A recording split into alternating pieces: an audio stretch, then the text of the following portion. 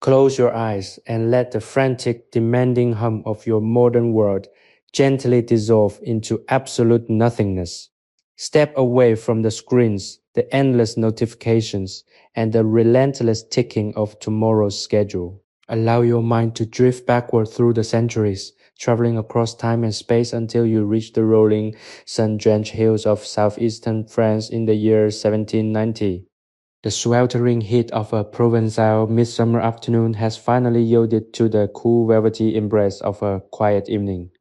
Imagine yourself standing before a heavy weathered wooden door built into a thick ancient limestone wall. Inside this traditional farmhouse, the air is thick with a scent so pure, so deeply calming, that a single breath instantly slows your heart rate.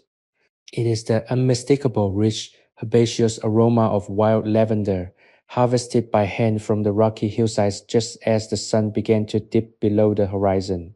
This is a sanctuary of profound simplicity. There are no deadlines here, no urgent task waiting to be completed, and no distractions to fracture your attention. The harvest is already safe. The heavy doors are closed against the night, and the only agenda is the gentle, rhythmic transition from a productive day into a night of deep, restorative rest. In the heart of the kitchen, an elderly pair of hands rests upon a sturdy oak table, ready to begin a task that is less about labor and more about meditation. As we step inside this candlelit world, you are invited to shed the weight of your day, lean into the stillness, and let the soothing, repetitive cadence of a late night ritual guide you toward complete contentment and ultimate relaxation. Outside the farmhouse, the vast Provençal sky has shifted from a brilliant, blinding azure to a deep, mesmerizing indigo. The cicadas, which filled the afternoon with their intense, vibrating chorus, have finally fallen silent, replaced by the soft, intermittent chirping of night crickets hidden deep within the olive groves. A gentle breeze sweeps down from the distant mountains, carrying the faint, cool scent of pine, dry earth, and wild thyme. It brushes against the exterior of the house, but the structure itself remains completely unaffected. Built to withstand both the fierce summer heat and the biting winter winds, the farmhouse is a fortress of peace, its limestone walls nearly 3 feet thick. Inside, the atmosphere is entirely transformed. The walls, which absorb the intense heat of the daytime sun, now radiate a subtle, comforting coolness. The air feels heavy, still, and incredibly safe. It is a space completely insulated from the passage of time, looking very much the same in 1790 as it did a century prior, and as it will for generations to come.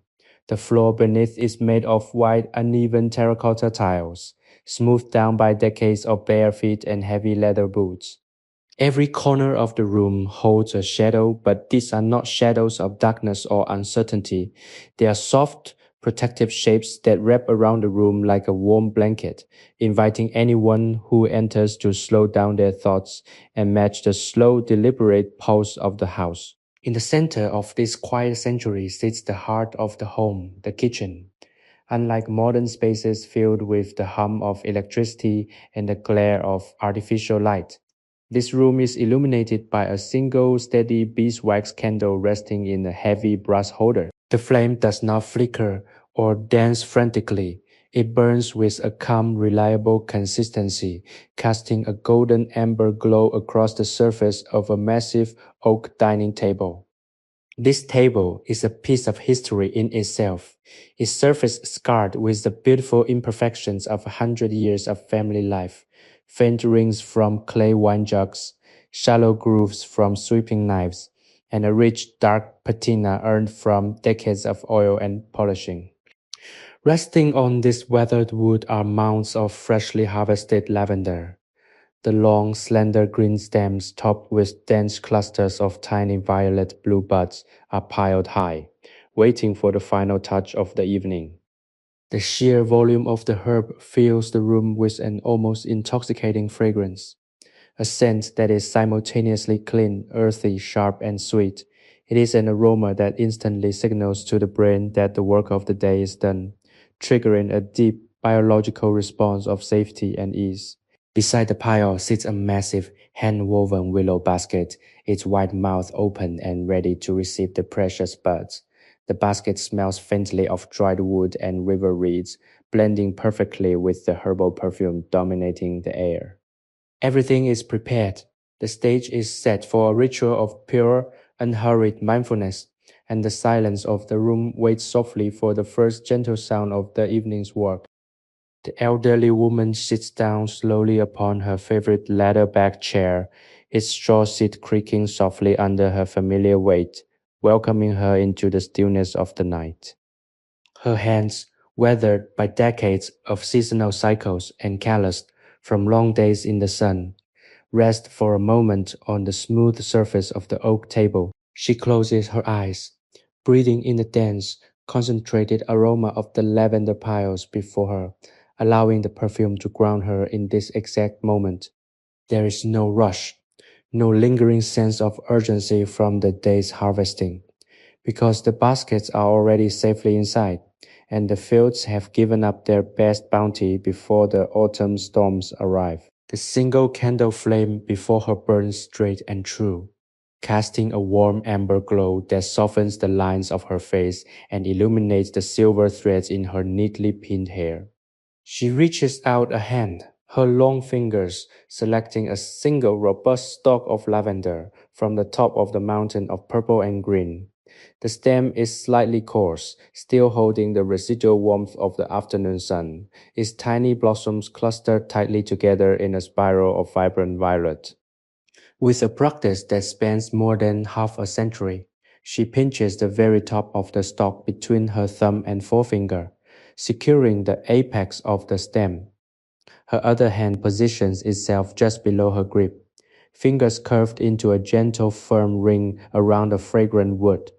Then, with a fluid, continuous motion that seems entirely effortless, she slides her fingers all the way down the length of the stalk. A soft, rustling hiss fills the quiet space as dozens of tiny, perfect lavender buds detach themselves from their anchored positions, cascading downward in a miniature purple waterfall into the wide waiting mouth of the willow basket below.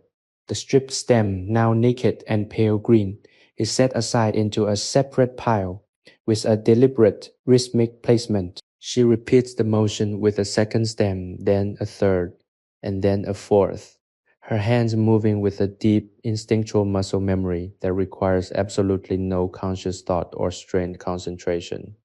The sound of her fingers moving along the dry stalks becomes a steady, repeating melody, a soft, sighing noise that seems to keep time with the very slow beating of her heart. With every single stroke, more and more fragrant buds join the growing mound in the basket, releasing a fresh, sharp burst of essential oils that makes the air feel thick and almost velvety to breathe. The world outside this kitchen, with its shifting politics, growing cities, and distant conflicts of 1790, simply ceases to exist within the radius of the candle's golden glow. Here, there is only the lavender, the wood, the basket, and the timeless rhythm of the hands. She watches the buds pile up, their rich colors blending into a deep sea of indigo and violet, punctuated here and there by tiny bits of green leaf. The simplicity of the task is its greatest medicine, clearing away the cluttered thoughts of yesterday and tomorrow, leaving behind only the pure, uncomplicated reality of the present. As the basket gradually fills, the scent becomes so profound that it seems to wash over her mind like a gentle, cleansing tide, smoothing out the wrinkles of worry and filling her spirit with a deep, unshakable contentment that only honest, unhurried, domestic ritual can provide. She reaches for another stalk, her fingers instantly finding the perfect pressure, continuing the timeless dance of the harvest in the profound stillness of the ancient stone house. The shadows on the limestone wall stretch out longer and softer as the night deepens, wrapping the room in a protective cocoon of absolute peace. Each movement of her hands is a silent prayer of gratitude for the abundance of the earth, a celebration of a life lived in perfect harmony with the changing seasons. The pile of unstripped stems slowly diminishes while the mountain of fragrant purple jewels grows higher, a tangible testament to the beautiful, slow passage of time in this quiet corner of Provence. She smiles faintly to herself, a purely internal expression of joy, knowing that these very buds will soon fill the linens of the household, bringing the sweet protective memory of this summer night into the coldest days of the winter to come. The midnight hour approaches, yet the passage of time inside the limestone walls has lost its linear edge, turning instead into a circular, comforting loop of movement and scent. The elderly woman continues her work at the oak table, her upper body swaying just a fraction of an inch with each repetitive motion, a subtle lullaby of physical labor that keeps her completely relaxed. The mountain of unworked lavender stems, which earlier seemed so imposing, has now been reduced to a modest mound, while the great woven willow basket is nearly half full of pure concentrated purple treasure. Every time her fingers glide down a new stem, a fresh wave of essential oil is released into the room, clinging to the rough surface of the table, absorbing into the fabric of her simple linen apron, and coating her fingertips in a sticky, fragrant resin that smells of wild earth and summer sun. She takes a deep, slow breath, feeling the herbal vapor travel deep into her chest, clearing away any residual tension from her shoulders and soothing her tired eyes. The candle flame remains perfectly still, a tiny beacon of constant light that reflects in the dark, polished surface of the table like a star on water. Shadows of her hands dance across the whitewashed stone behind her, large and soft, mimicking her movements in a silent, theatrical performance that has been played out in this very room for generations. She remembers watching her own grandmother sit at this exact table under the light of a similar candle, stripping the very same hillsides of their purple mantle when she herself was just a young girl with bare feet and a heart full of wonder. The realization that she is now the keeper of this ancient rhythm fills her not with sadness for the years that have passed, but with a profound grounding sense of belonging and continuity. She is a single stitch in a vast, beautiful tapestry of rural life that stretches backward into the mists of time and forward into an unimaginable future.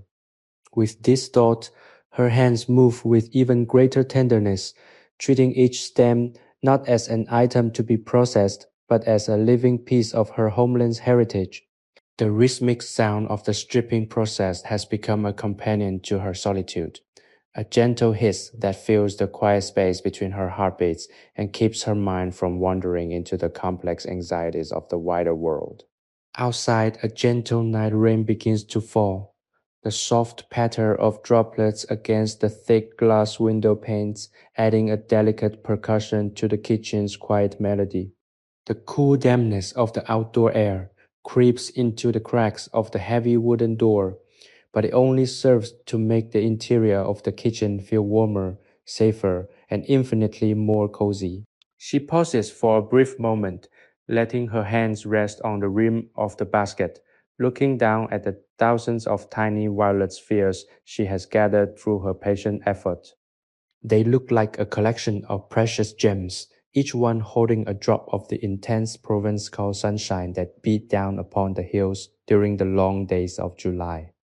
She buries her hands deep into the basket, feeling the cool, slightly grainy texture of the loose buds against her skin, a sensation that is incredibly satisfying and grounding. The simple tactile pleasure of the herb reinforces her connection to the physical world, reminding her that the best things in life are often those that are grown from the earth and tended by hand. She withdraws her fingers, now heavily perfumed, and selects another handful of stalks from the pile, ready to continue her quiet journey into the heart of the night. There is no desire to be anywhere else, no wish for greater luxury or different circumstances, Within this small circle of candlelight, surrounded by the scent of lavender and the sturdy walls of her ancestors, she has found a state of perfect, unshakable peace that satisfies her soul completely. The night deepens, yet the stillness within the stone farmhouse remains unbroken, a heavy velvet blanket of silence that protects this small corner of the world from the outside. The woman's movements have slowed even further, becoming almost hypnotic in their grace, a testament to the meditative power of repetitive manual labor. She picks up each stalk with an intentionality that honors the plant's life, feeling the slight resistance of the stems against her skin as she strips away their fragrant burden. The air in the kitchen has become almost thick with the scent of lavender. It is a dense, intoxicating perfume that seems to coat the throat and fill the mind with visions of the wide, sun-scorched fields from which these bundles originated. She can almost see the landscape in her mind's eye, the undulating hills of purple, the ancient twisted olive trees, and the clear, piercing blue of the Mediterranean sky that hovered above them for so many weeks. The labor of stripping these stems is the final chapter of a long cycle that began in early spring, when the first green shoots pushed through the rocky soil. Now, with the harvest safely gathered, the process of transformation is complete. The lavender is no longer just a plant growing in the wild.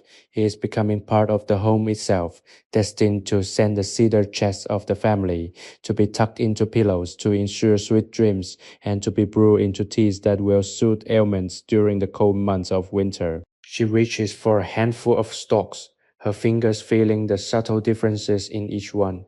Some are long and thin, others are thicker and more resilient, and treats each with the same level of care and steady focus. The shadows cast by the candles seem to dance in rhythm with her hands, a slow flickering ballet that plays across the rough-hewn stone walls and the dark deep grain of the oak table. She finds herself completely absorbed in the tiny details of the work, noting the slight variations in the shade of the buds, from pale, delicate lilac to deep midnight violet. Every single one is a tiny vessel of summer, captured and preserved through her patient rhythmic efforts. There is a profound honesty in this work that she treasures, a realization that everything she needs for her comfort and well-being has been provided by the land and her own two hands. She doesn't need to look at the clock, for the passage of time is marked not by numbers or mechanical ticking, but by the weight of the basket and the slow shortening of the beeswax candle. As the candle burns lower, the light it casts becomes warmer and more concentrated, focusing her attention ever more tightly on the task at hand. The world is reduced to this small luminous space, a sanctuary of productivity and peace where the anxieties of 1790, the whispers of change in the villages, the uncertainty of the harvest, and the complexities of social life have no power to enter. She is entirely present, her mind unburdened, her spirit quiet. The rhythmic hiss of the stems being stripped, the soft creak of her chair, and the occasional settling of the old stone walls create a symphony of domesticity that is more soothing than any music. She feels the fatigue in her arms and back, a good, clean physical exhaustion that makes the prospect of rest all the more enticing. Yet, she is in no hurry to finish. The act of stripping is in itself a form of rest for a mind that has been busy with the cares of the household for most of the day. To be here in the quiet of the night, doing something that contributes to the warmth and beauty of her home, is the pinnacle of her contentment. She selects another handful of stalks, her fingers moving with steady, unthinking rhythm, and once again the tiny buds cascade down like rain into the basket, adding to the growing store of summer's perfume. The air is so fragrant now that it feels as if she is breathing in the essence of the hills themselves, and in that she finds a profound sense of connection to everything that lives, breathes, and grows under the vast starlit sky of Provence. The candle has burned down significantly, Its flame now nestled deeper within the brass holder, casting long dramatic shadows that stretch across the room like ghosts of the past. The elderly woman's hands, though tired, move with a rhythmic, hypnotic precision that defies the late hour. Every movement is a graceful arc, a deliberate connection between the earth-grown stalks and the wooden basket that will hold the essence of her summer labor. She feels the texture of the stems becoming cooler as the night air settles into the farmhouse. Yet her palms remain warm from the friction of her work and the lingering heat of the day. The smell of the lavender is now so intense that it feels tangible, a soft floral blanket wrapping around her, easing the ache in her joints and silencing the last whispers of thought that might otherwise clutter her mind. She finds a particular delight in the sound the buds make as they tumble into the basket, a gentle dry patter like the sound of summer rain on a tin roof, but softened by the layers of flowers already gathered beneath. This, she realizes, is the true meaning of the harvest, not just the physical acquisition of resources, but the profound, quiet satisfaction of preparing for the future while remaining fully anchored in the present. As she continues to strip the stalks, she thinks of her grandchildren who will one day tuck these dried flowers into their own linens, carrying the scent of this very night into their own futures. This thought brings a gentle, knowing smile to her face. It is this continuity, this unbroken chain of simple domestic acts that gives her life its structure and its sweetness. The outside world, with all its chaotic energy and shifting history, seems a million miles away, a dream she once had but no longer needs to worry about. Go out here. The stone walls are her armor, the candle her guide, and the lavender her reward. She reaches for another thick bundle, feeling the woody resistance of the stems against her fingers, and experiences a momentary deep sense of gratitude for the strength in her hands and the clarity in her heart. She knows that sleep will come soon, and when it does, it will be deep and restorative, fueled by the honest, rhythmic work of the evening. She takes a final look at the now overflowing basket, its contents shimmering in the low light like a pool of dried violets. She feels a deep, quiet pride in the accomplishment, a sense of having honored the land and the season in the most fundamental way possible. She carefully clears away the debris of the stems, stacking them neatly to be used for kindling, and rises from her chair. Her legs are stiff, but her spirit is light and airy. She walks toward the small, narrow window and pushes the wooden shutter open just a crack, letting in the cool, crisp night air that smells of the sleeping hills. The stars are visible above, bright and steady in the ink-black sky, watching over the quiet house. It is a moment of profound, simple beauty, a reminder that peace is not something found in grand gestures or distant lands, but in the small everyday rhythms of our own homes. As she prepares to blow out the candle, she feels a final deep sense of peace settle over her, a feeling of being completely and utterly at home in the world. If you too have felt the weight of a busy world and seek to reconnect with the simple, calming rhythms of life, we invite you to subscribe to our channel. Join us as we explore the quiet stories of the past, helping you find your own moments of stillness and peace in the midst of your daily journey. The candle flickers once a tiny golden dance before the woman leans forward to extinguish it with a gentle breath. The light vanishes, leaving the kitchen submerged in a soft blue-toned darkness, save for the faint silver moonlight filtering through the gap in the window shutter.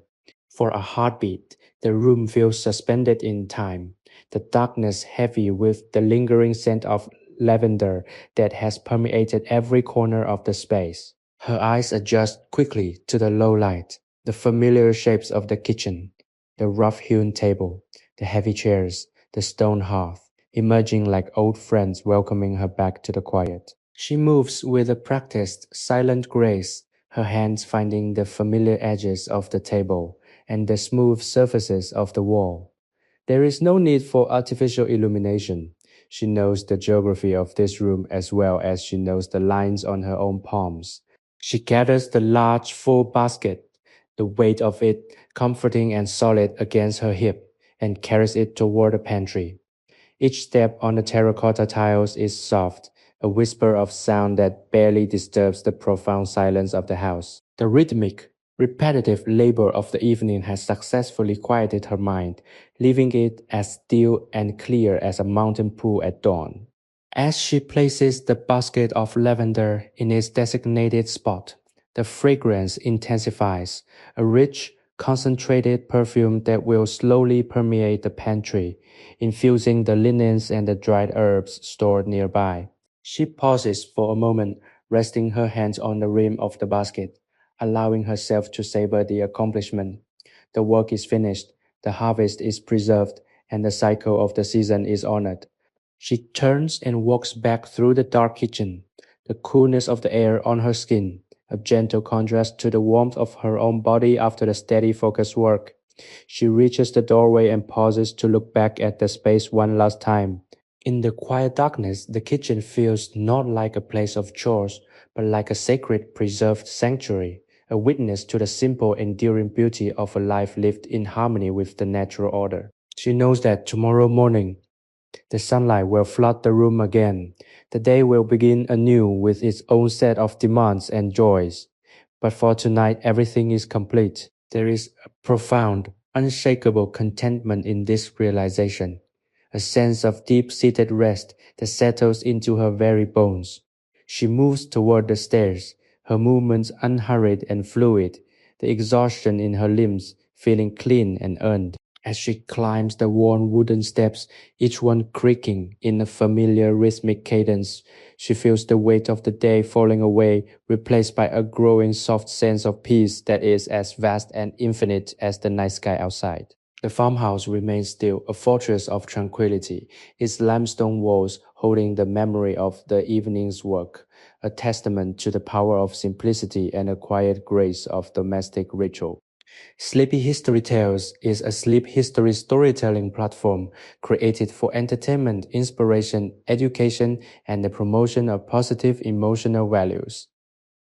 She reaches the landing, the air here cooler and scented faintly with the dry aged wood of the farmhouse's upper beams. The moonlight follows her through the small high windows, casting long silver fingers across the floorboards that glow with the soft luster of centuries of wear. She enters the bedroom, a space of utter, stripped back simplicity that mirrors the quietude of the kitchen below. There is a heavy iron frame bed pushed against the far wall, covered in thick hand-woven blankets that hold the chill of the night at bay. She feels the day's work echoing in her muscles, a gentle pulsing thrum of physical exertion that signals to her body that the time for stillness has truly arrived. She sits on the edge of the mattress, the feathers shifting with a soft, familiar sigh, and begins to undo the modest fastenings of her day clothes. Every motion is slow, deliberate, and entirely devoid of the haste that often characterizes the daylight hours. She is not rushing to reach the end of the day, but rather savoring the transition into the restorative embrace of the night. Her thoughts are sparse and shallow, drifting like fallen leaves on a calm stream, untouched by the anxieties that often plague the minds of those who live in busier, louder places. She thinks of the lavender again, the way the purple buds felt like cool, dry silk against her fingertips, and how their scent now seems to linger on her skin, a gentle reminder of the work completed. It is a grounding, comforting sensation, a physical bridge between the labor of the earth and the rest that she is about to embrace. She lies back, the linens feeling crisp and clean against her skin, and stares up at the darkened timber ceiling, where the shadows move and change with the slight shifts of the moonlight. There is no urgency in her breathing. It has slowed to match the deep rhythmic pulse of the house itself. She knows that tomorrow the sun will rise over the hills, and the day will bring its own rhythm, its own demands, and its own joys. But that is a lifetime away. For now, there is only the cooling air, the soft weight of the blankets, and the absolute silence that fills the farmhouse, a silence so profound it feels like a physical presence, wrapping around her and holding her secure. She closes her eyes, and the last vestiges of the day's tasks dissolve completely. She is a woman of the land, a woman of the seasons, and she is perfectly, entirely content in the simple reality of being alive in this moment, in this house, under the vast and watchful stars of Provence. The feeling of the lavender continues to drift through her mind, a dreamlike echo of the work, and she welcomes it as a lullaby, a soft floral melody that guides her further and further into the depths of a gentle, dreamless sleep. The farmhouse waits, the night persists, and she surrenders to the inevitable beautiful pull of the darkness, her spirit finally finding the total rest it has earned through the simple, honest labor of the day. Every part of her body feels heavy and soft, sinking into the mattress as if she is becoming one with the house, one with the earth, and one with the quiet, endless passage of the night hours that offer their healing touch to all who are willing to slow down and listen. The sense of peace is total, a complete and unshakable quietude that descends upon her, erasing the boundary between her own fatigue and the tranquility of the ancient limestone walled room. She is completely, wonderfully still, drifting in the calm waters of the night, waiting for the gentle tide of sleep to carry her away. The darkness within the bedroom is not empty. It is filled with the subtle, lingering presence of the day that has just passed. The air, though cooling, retains the faint sweet warmth of the afternoon sun that had baked the stone walls for hours. As she lies there, she can feel the house breathing around her, a slow, deep expansion and contraction of stone and wood as it releases the stored heat of the long summer day into the cooler night.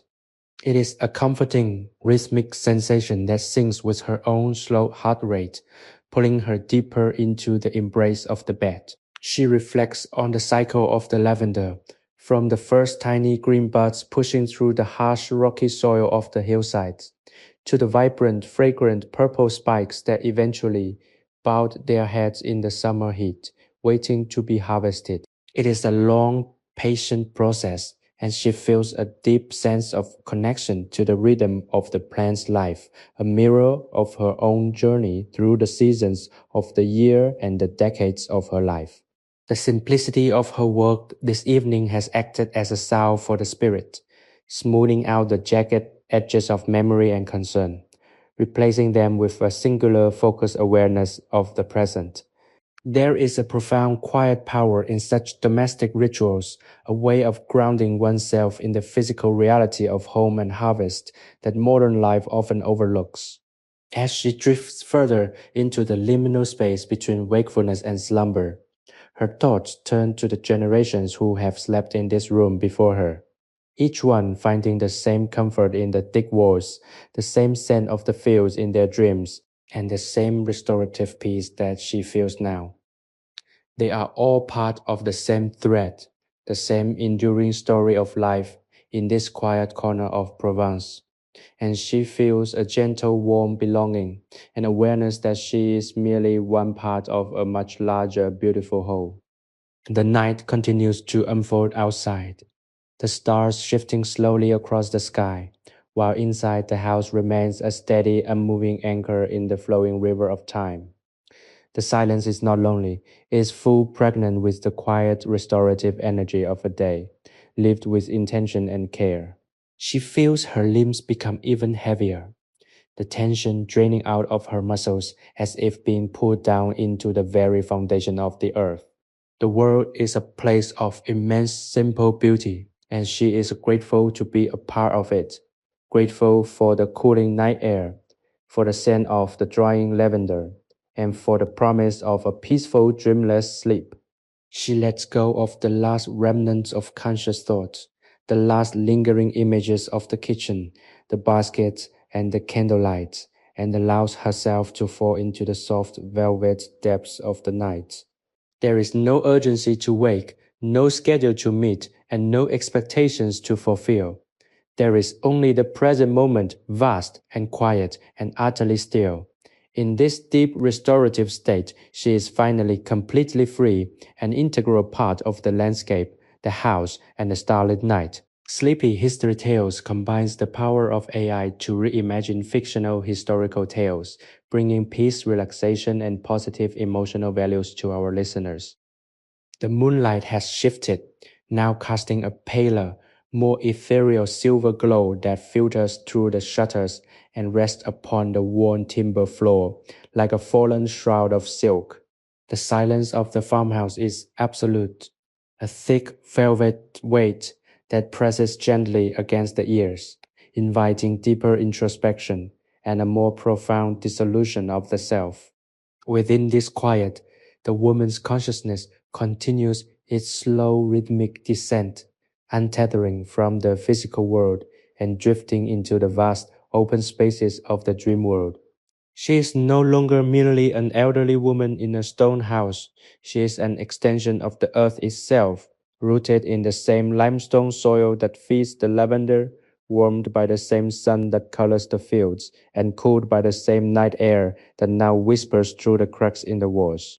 The scent of the lavender remains a constant, a ghostly presence that follows her into the reaches of her slumber, weaving through her thoughts like a golden thread, anchoring her to the memory of the day's honest work. She can almost feel the touch of the wind on the hills, the coarse, dry texture of the stalks, and the slight, refreshing friction of the buds as they fall. And in this memory, she finds a deep, abiding sense of belonging. The house, in its turn, acts as a guardian, a sturdy, ancient protector that has weathered centuries of change, holding her safely within its thick, silent walls.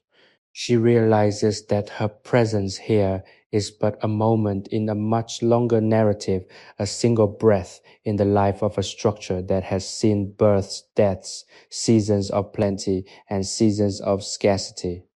Yet, in this moment, that history does not feel heavy or overwhelming. Instead, it feels like a soft, supportive foundation upon which she can rest. She is part of a lineage, a living bridge between the past that shaped the farmhouse and the future that will continue its story long after she has passed.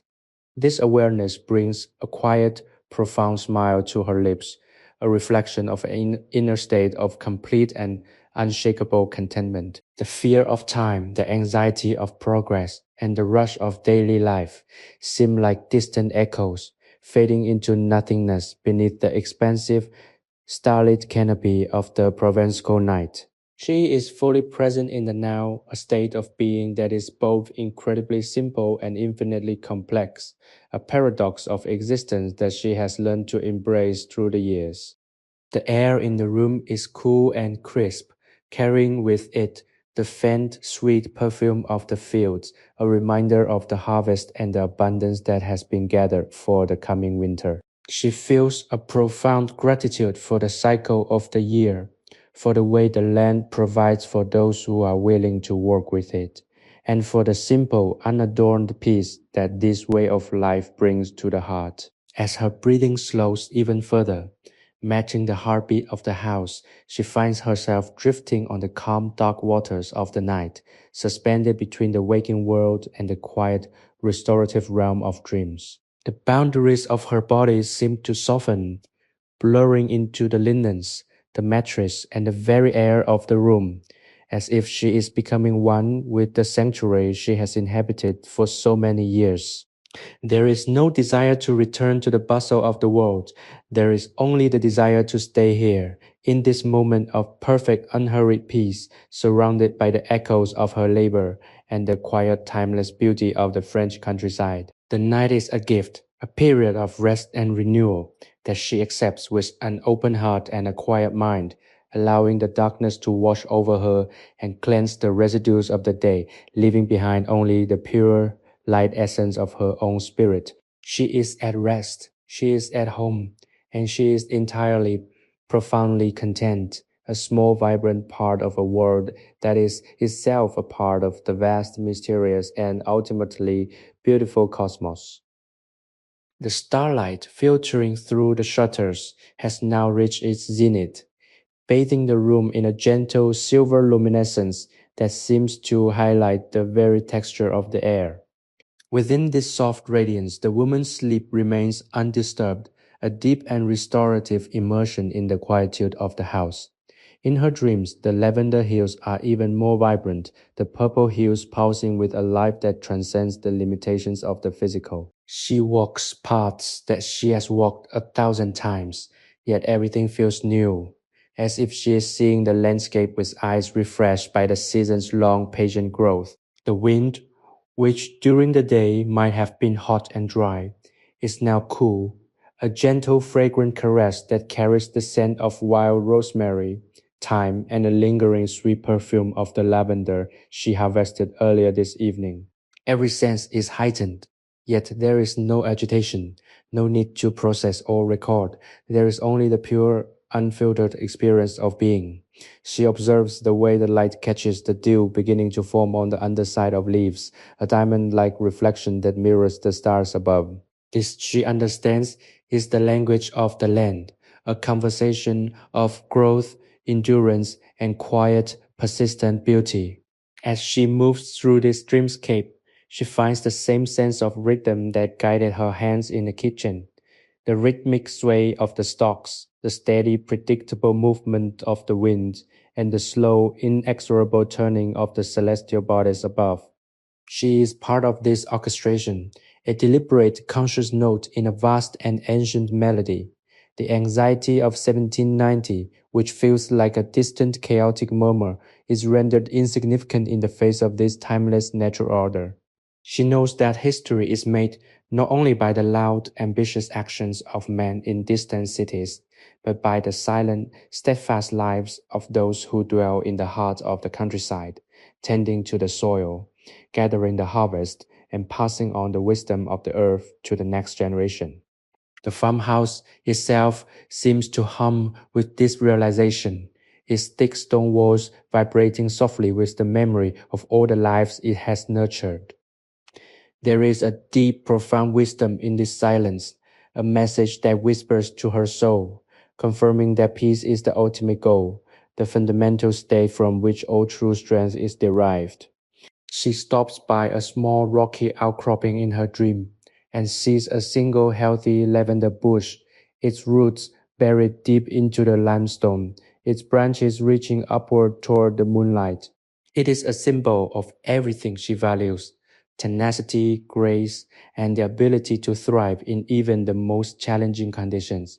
She reaches out a hand to touch the foliage, and the scent is so potent it feels as though it is soaking into her very pores, clearing away the last remaining shadows of fatigue. She wakes for a moment, not fully, but enough to register the cool, clean air and the comforting weight of the blankets, and then slips back under, guided by the familiar sweet aroma into a state of even deeper relaxation. The night is a vast, calm sea, and she is a small boat, floating effortlessly upon its surface, trusting the current to guide her safely toward the shore of a new bright morning. The stillness is her companion, the silence her mentor, and the house her anchor. She is completely at ease, her mind a blank slate upon which the quiet beauty of the night is written in delicate glowing script, a testament to the restorative power of a life well lived and a heart well tended. The realization of her own place in this grand unfolding story fills her with a sense of calm that is as expansive as the sky, a feeling of being at once profoundly small and infinitely connected to the pulse of the world. A truly beautiful and rare state of being that she carries with her into the deepest chambers of her rest. The hours of the night proceed with the slow, deliberate grace of a river carving its path through ancient stone. Within the farmhouse, the air remains cool, a gentle, refreshing medium that carries the lingering essence of the day's labor. The woman's rest is profound, a deep, restorative immersion into the silence that defines this place. In the stillness of her dreams, she finds herself again at the weathered oak table, but the setting has transformed into a space of limitless light and boundless horizon. The kitchen walls have fallen away, leaving her open to the expanse of the Provençal hills as they exist in the quiet hours before dawn. The lavender around her is no longer just a harvest, it is a living, breathing landscape of violet and indigo, swaying in a wind that is soft, rhythmic, and perfectly attuned to her own breathing. She realizes that the simple task of stripping the stalks, which she performed with such focus earlier, was a meditative gateway, a way to align her spirit with the larger, slower, and more enduring cycles of the natural world. Every movement she made in the kitchen, every tiny bud that fell into the basket, was a piece of a larger unspoken prayer, a request for harmony, for abundance, and for the grace to accept the inevitable turning of the seasons. She sees now that the beauty of her life is not found in the grand, noisy events that people whisper about in the marketplaces, but in the quiet, reliable recurrence of the everyday. The way the light hits the stone at sunset, the way the scent of the lavender fills the room as the evening cools, the way her own hands move with the knowledge passed down from the generations before her. These are the true markers of a life of substance. The farmhouse, standing as a firm and unshakable anchor, seems to share this wisdom, its heavy walls humming with the accumulated peace of centuries.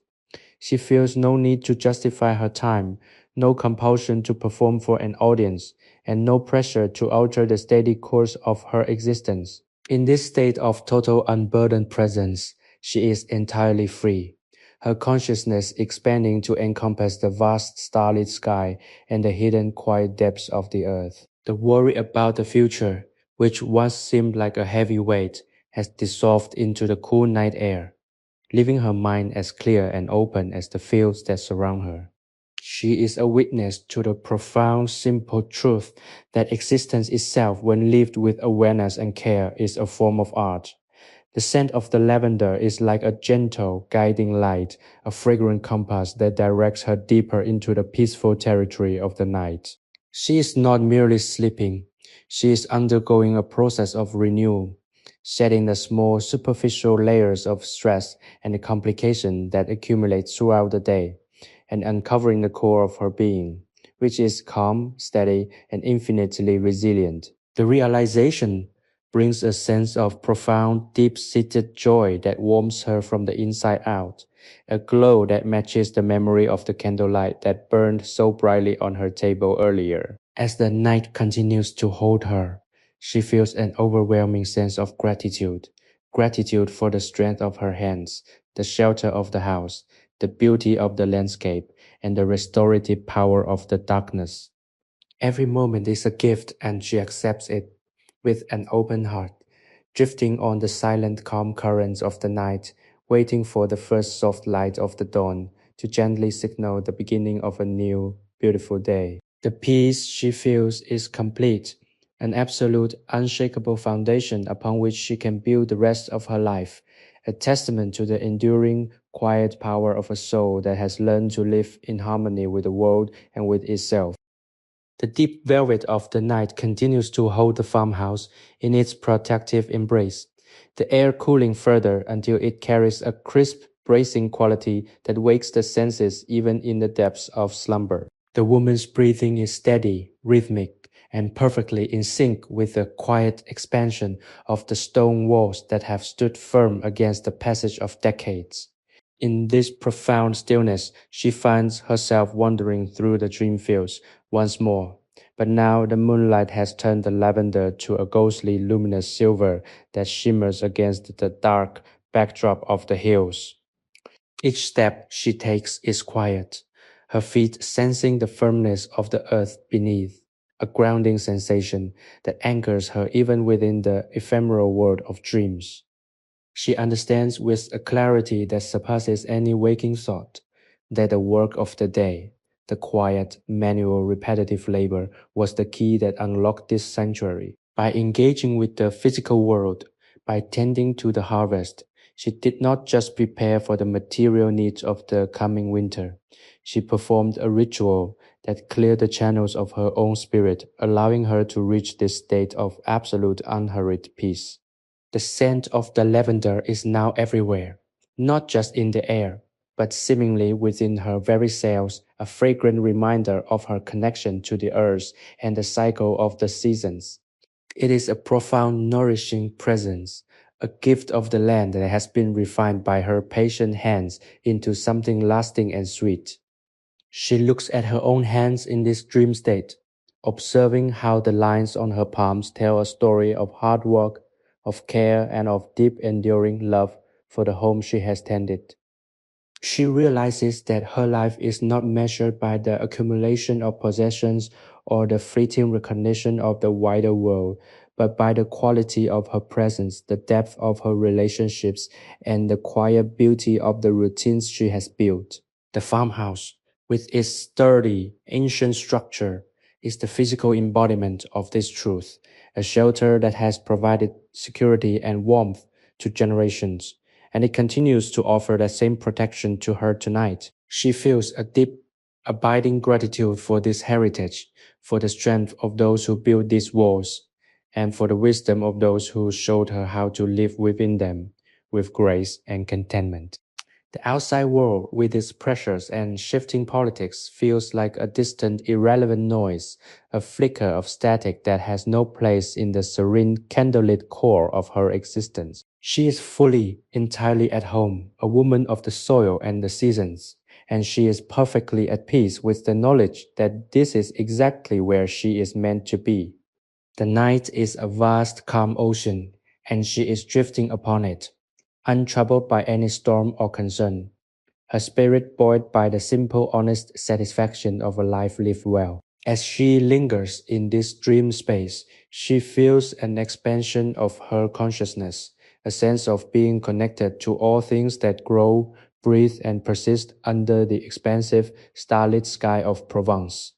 It is a beautiful, rare state of being that fills her with a profound, resonant joy, a feeling of being at once deeply rooted and infinitely free. If you have found yourself drawn to this narrative of simple, quiet domesticity, and if you seek to cultivate similar moments of reflection and calm in your own life, we invite you to subscribe to our channel. Join us as we explore the stories of the past, helping you find your own sanctuary of peace in the midst of your daily journey. The night has entered its most profound phase, that quiet hollow hour, when the world feels as though it is holding its breath in anticipation of the coming dawn. Inside the stone farmhouse, the atmosphere is heavy with the stillness of centuries, a silence so thick and pervasive that it feels like a soft, invisible weight upon the chest, a weight that is paradoxically and wonderfully comforting. The woman remains in a state of suspended animation, her rest undisturbed by the flight of thoughts or the stirrings of the outside world. In her subconscious, the imagery of the lavender harvest has matured into a landscape of dreamlike tranquility. She is no longer just observing the fields. She is moving through them, her presence a gentle disturbance that releases bursts of herbaceous scent from the silver-lit buds. The air is cool and fragrant, a tonic for the soul that seems to wash away the last lingering remnants of the physical exhaustion she carried into the bedroom earlier that evening. Every step she takes is a practice in mindfulness, a slow, deliberate placing of her feet that reflects the intentionality of her waking life. She realizes that the beauty of her existence is not found in grand, transformative moments, but in the slow, persistent accumulation of small, honest actions. The lavender she stripped is not just a plant, it is a manifestation of the patience she has cultivated over decades, a tangible product of her willingness to engage with the rhythm of the seasons. This understanding settles deep within her, a quiet foundational truth that grounds her in the present and shields her from the anxieties of the future. The farmhouse, a vessel of memory and stone, pulses with a low-frequency vibration that matches the steady rhythmic beat of her own heart. It is as if the house and the inhabitant are in a conversation that requires no words, a dialogue of shared stillness and mutual protection. She feels the coolness of the limestone against her spirit, a soothing structural presence that reminds her that she is a part of something much larger than her own singular experience. The sky outside is a tapestry of stars, vast and uncaring of human time, yet she feels a deep sense of connection to them, a realization that she is composed of the same fundamental elements, a participant in the same cosmic drama of expansion, decay, and regeneration. The sense of solitude is not isolation, it is the ultimate expression of individual peace, a state of being where she is completely self contained and entirely at home. She reflects on the generations that have called this place home, the mothers who stood at this same table, the elders who watched the same moon rise over the hills, and the children who ran through these same fields. Their legacy is not one of material wealth, but of an enduring quiet resilience, a way of life that values the immediate, the tactile, and the profoundly human. This realization brings a sense of continuity that transcends her own lifespan, a comfort that allows her to surrender to the night with total trust. She knows that as long as the hills remain, as long as the seasons turn, the story of this house and the people who dwell within it will continue. She is a chapter in that story, a quiet, steady voice in the long, ancient song of Provence, and that is more than enough for her. The peace she feels is a physical sensation, a softening of the muscles, a slowing of the pulse, and a clearing of the mind that prepares her for the inevitable arrival of the morning sun. She drifts deeper into the dark, welcoming tide of sleep, a state where there are no borders, no divisions, and no questions, only the simple, beautiful, and eternal reality of existence. The silver light of the moon begins its slow retreat, signaling that the longest, darkest hours of the night have passed. Yet the silence in the farmhouse remains just as deep and restorative as before.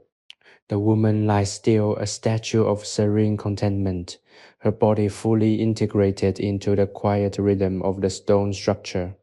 In the deepest reaches of her sleep, the landscape of her dreams has shifted once more. She now stands on the threshold of the farmhouse, looking out across the valley as it begins to awaken to the very first subtle suggestions of the dawn. The colors are muted, shadows of deep indigo, soft slate, and the faintest hint of pearl gray along the horizon. But the scent remains clear, a potent, lingering fragrance of lavender that seems to saturate the very atmosphere. This dreamscape is a place of profound clarity, where the complexities of the past and the uncertainties of the future hold no sway.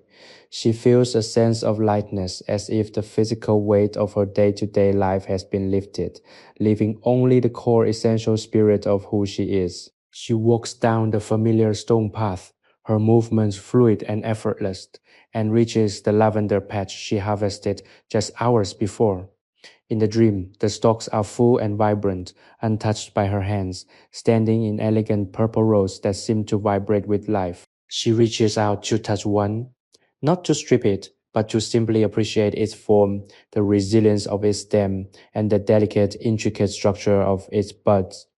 This, she understands, is the cycle of life, the growth, the harvest, the rest, and the eventual rebirth. She is at peace with her role in this cycle, grateful for the ability to be a participant in the earth's unfolding beauty.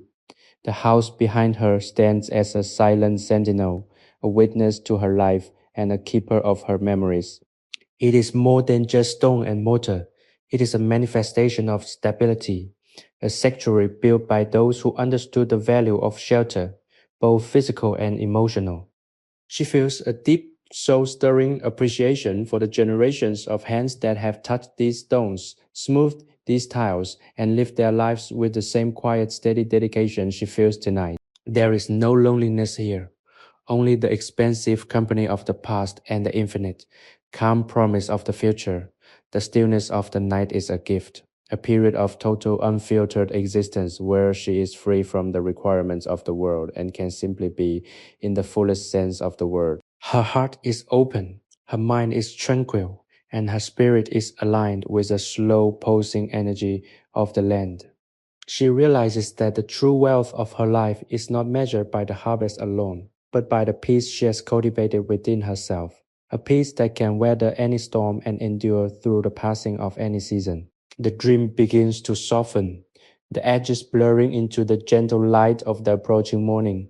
But the sense of calm she has achieved remains a firm, enduring core that will sustain her when she wakes. She is ready to meet the new day, not with urgency, but with the quiet confidence of someone who knows exactly where they belong and exactly what they have to offer. As the first true light of dawn touches the horizon, she finds herself drifting toward the surface of wakefulness, not pulled by duty, but guided by the natural, beautiful turn of the world toward the sun.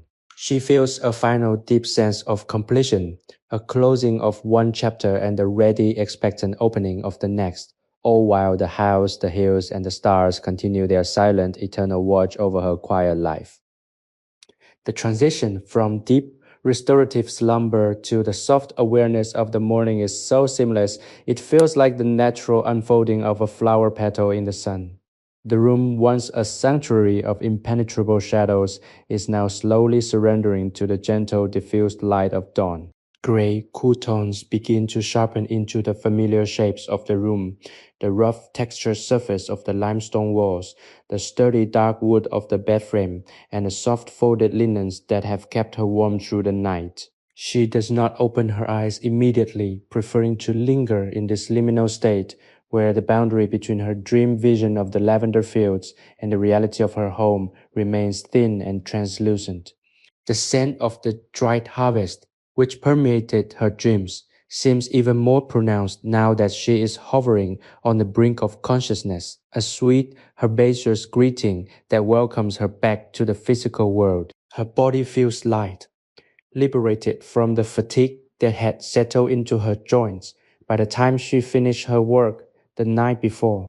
There is a profound sense of realignment, as if the stillness of the night has acted as a restorative bath, washing away the residues of the day and allowing her spirit to return to its natural, calm center. She stretches slowly, feeling the length of her limbs against the cotton sheets, and listens to the house. It is alive with the subtle morning sounds of an old structure, the settling of stones, the slight rhythmic creak of timber beams as they warm in the early air, and the distant melodic song of a lone lark greeting the sun from a branch of an olive tree. These sounds are not disturbances, they are the familiar comforting punctuation of a life lived in harmony with their environment. She is entirely present, not just in this room, but in this specific moment in history, in this specific corner of Provence. The awareness of 1790, which feels like a vast unfolding canvas of human experience, does not weigh upon her. Instead, it offers a perspective of belonging, a realization that she is a thread in a much larger, enduring fabric. She sits up, the movement slow and graceful, and rests her feet on the cool terracotta tiles. The sensation of the cold floor against her skin is an immediate sharp reminder of her physical reality, a grounding touch that confirms her existence in the tangible world. She looks toward the window where the wooden shutters allow thin, bright slivers of light to pierce the darkness, and she feels a rush of gratitude for the predictability of the sun, for the reliability of the seasons, and for the simple, unadorned beauty of her home. The work she performed last night, the stripping of the lavender, stands as a clear, completed chapter in her mind. A task done with care and attention, and the memory of it brings a smile to her lips. She is ready to start the day, not with the hurried, fragmented energy of a world obsessed with speed, but with the measured, steady pace of one who understands that the quality of life is found in the depth of our attention. The farmhouse, with its enduring limestone, its weathered oak, and its quiet, ancient wisdom, stands ready to support her through another day of existence. There is no urgency in her thoughts. There is only a gentle, expectant openness. She breathes in the lingering perfume of the lavender, feels the cool, fresh morning air, and knows that she is exactly where she needs to be, a small, vibrant part of a world that is awakening to the light, a world that is beautiful, mysterious, and full of the simple, enduring potential of a new morning. The morning air in the farmhouse is still cool, holding the lingering freshness of the night, yet there is a subtle shift in the light that signals the world outside has fully turned toward the sun. She rises from the bed, her movements unhurried and fluid, as she has done for thousands of mornings before this one. Each step across the terracotta floor is a familiar contact with the house that has sheltered her family for generations. She makes her way to the heavy, thick-set wooden door that opens into the main room, her hand brushing against the rough, sun-warmed stone as she walks. The house feels different in the daylight. It is not the quiet, protective sanctuary of the night, but a space of purpose and potential. The kitchen, where she spent the hours of the previous evening in the company of the lavender and the candlelight, now looks transformed in the pale, slanted beams of the early morning sun. The oak table, previously an island in a sea of shadow, now reveals the intricate grain of the wood, the depth of its color, and the history written in its various scars and indentations. The basket of lavender, now full and fragrant, sits in the corner like a silent testament to the work completed, its perfume still hanging in the air, a gentle reminder of the season's bounty. She feels a profound connection to this space, a sense of belonging that is woven into the very fabric of the building. She does not look for her reflection or seek out distractions. She simply observes the play of light on the walls and the way the morning air stirs the curtains at the window. It is a moment of pure, unadorned existence. She thinks of the day ahead, but not with the sharp, splintered focus of obligation. Instead, she considers the chores of the farm with a quiet, measured intention. There is the hearth to clean, the bread to knead, and the garden to tend. But all these tasks feel like an extension of the peace she cultivated during her night of rest. The work is not a burden, it is a way of participating in the world, a way of giving back to the land that provides so much. She walks to the hearth, its ashes cold and gray from the previous night, and begins the simple rhythmic labor of preparing for the day's fire. The movement of the shovel, the sweep of the brush, and the arrangement of the dry wood are all actions that require her full attention, pulling her deeper into the present moment. She does not rush. She does not look at the door with a desire to be somewhere else. She is exactly where she needs to be, doing exactly what she needs to do. The smell of the earth, the crisp scent of the morning, and the gentle, reliable warmth of the house all contribute to a feeling of deep-seated contentment.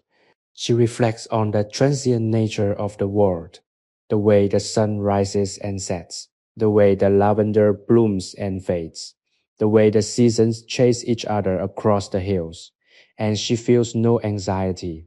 She realizes that she is part of this unfolding beauty, a small but essential witness to the miracle of the daily cycle. The house in its turn seems to respond, the floorboards creaking in a friendly, familiar way, the sunlight creeping slowly across the floor as if tracing the path of her movements. She feels a sense of quiet gratitude for the simple, honest reality of her life, for the health of her body, and for the wisdom that has been passed down to her through the generations. Everything is exactly as it should be. The morning is not a beginning of a struggle, but a continuation of the grace she found in the heart of the night. She is fully, beautifully present in her home, in her body, and in the enduring, quiet song of the Provençal countryside that continues to unfold just outside her heavy protective doors. The fire catches the small flame licking at the dry kindling with a sudden joyful crackle that shatters the lingering silence of the dawn. She stands back watching the heat bloom in the center of the hearth, a living, dancing creature that promises warmth and light. The light from the small flame casts a soft, rhythmic glow that competes with the pale sunlight streaming through the window, creating a layered, golden illumination that fills the room with a sense of vibrant transition. She goes about the small chores of the morning with an efficiency born of a lifetime of practice, her hands moving with a grace that seems to respect the objects she touches. The ceramic pitcher, the iron pot, the linen cloth. Everything has its place and every action has its rhythm. There is a deep, resonant pleasure in these small, repetitive motions, a sense of order that mirrors the internal peace she has cultivated. She finds herself thinking back to the lavender, the way the tiny buds felt, the way the scent of them seems to have seeped into the very grain of the wooden table and the texture of her own skin. It was more than a harvest, it was a connection. She understands now that the peace of the night was not an escape from reality, but a deeper engagement with it. By slowing down, by focusing on the small, by being present with the lavender, she has somehow bypassed the noise of the world and touched something fundamental, something that has always existed here in the limestone hills and the ancient sun-drenched fields. The farmhouse feels less like a structure and more like a partner in her life, a silent, enduring witness that holds the echoes of every song, every sigh, and every moment of joy that has ever occurred within its walls.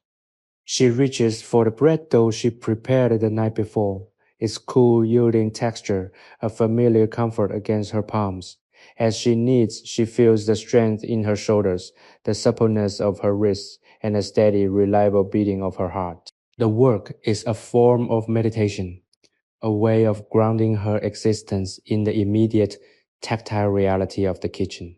She thinks of the people who will eat this bread, the laughter that will fill the room later in the day, and the simple everyday acts of care that bind their family together. This is the foundation of their lives, not the grand events of history, but the daily persistent work of providing, protecting, and being together. She knows that while empires may rise and fall and the world outside may be in a state of flux, the need for bread, for shelter, and for quiet, restorative peace remains constant. This realization brings a sense of groundedness, a feeling of being firmly rooted in the soil of her own life. She is not troubled by the future or burdened by the past. She is fully and completely occupied by the work of the present. The sun has now fully cleared the horizon, bathing the room in a warm, steady light that brings out the textures of the stone and the rich, dark tones of the wood. Everything is sharp, clear, and imbued with a sense of significance. She sees the dust motes dancing in the sunbeams, a quiet, swirling choreography that seems to mimic the rhythm of her own thoughts. She is a part of this, a participant in the unfolding of the morning, a small, vibrant note in the grand ancient song of the land.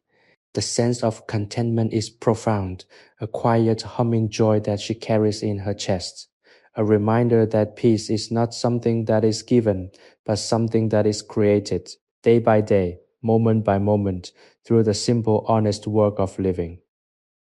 The scent of freshly baked bread now dominates the kitchen, mingling with the last faint whispers of the lavender from the previous evening. It is a scent of home, a fragrance so primal and grounding that it seems to anchor the very soul of the farmhouse to the earth beneath it. She pulls the loaf from the iron oven, the crust golden, and singing with the heat of the hearth, and places it upon the wooden table to cool. The steam rises in thin dancing ribbons, swirling into the sunlight that streams through the high small windows, creating a soft, ethereal halo around the hearth. She watches the light, mesmerized by the quiet, orderly dance of the dust motes and the way the shadows shift as the sun climbs higher in the sky. Every element of the room feels harmoniously aligned.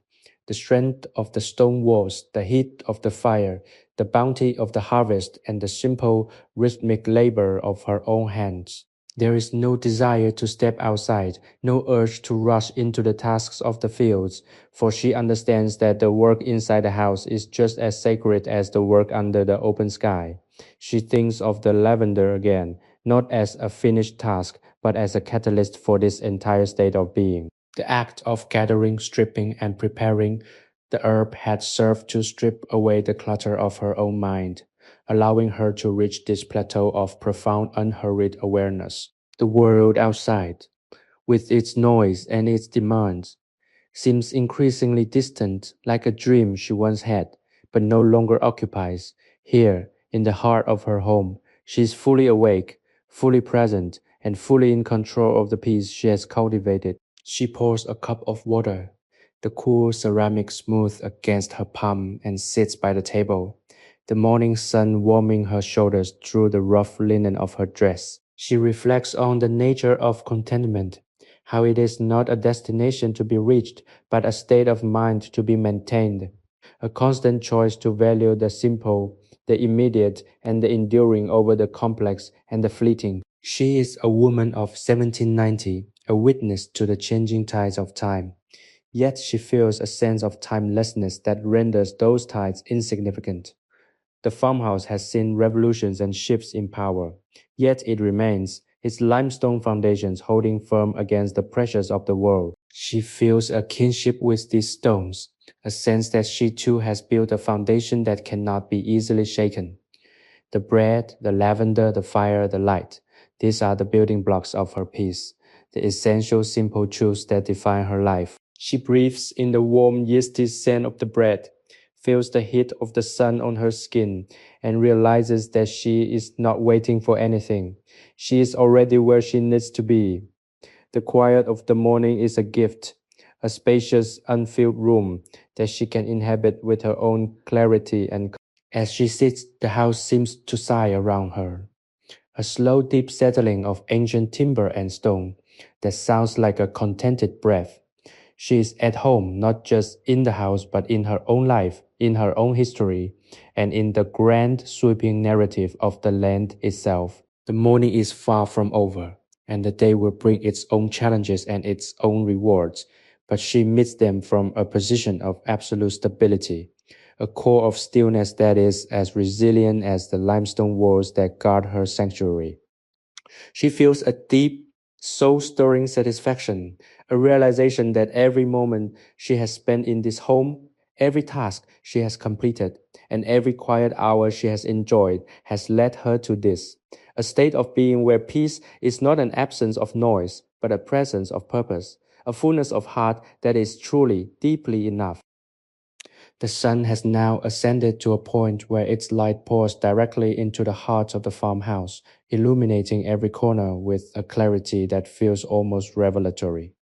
The dust motes that were dancing in the soft early beams have now settled, and the room possesses an air of absolute clean stillness. She finishes her tea, the ceramic mug now cool in her hand, and places it aside with a deliberate, quiet grace. There is no urgency in her motions, no restless energy driving her to the next task, before the current one is truly felt and understood.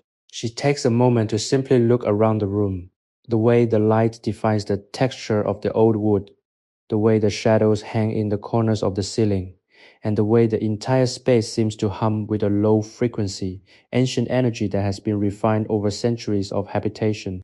She realizes that the farmhouse is not just a container for her life, it is a repository of all the life that have unfolded within these walls.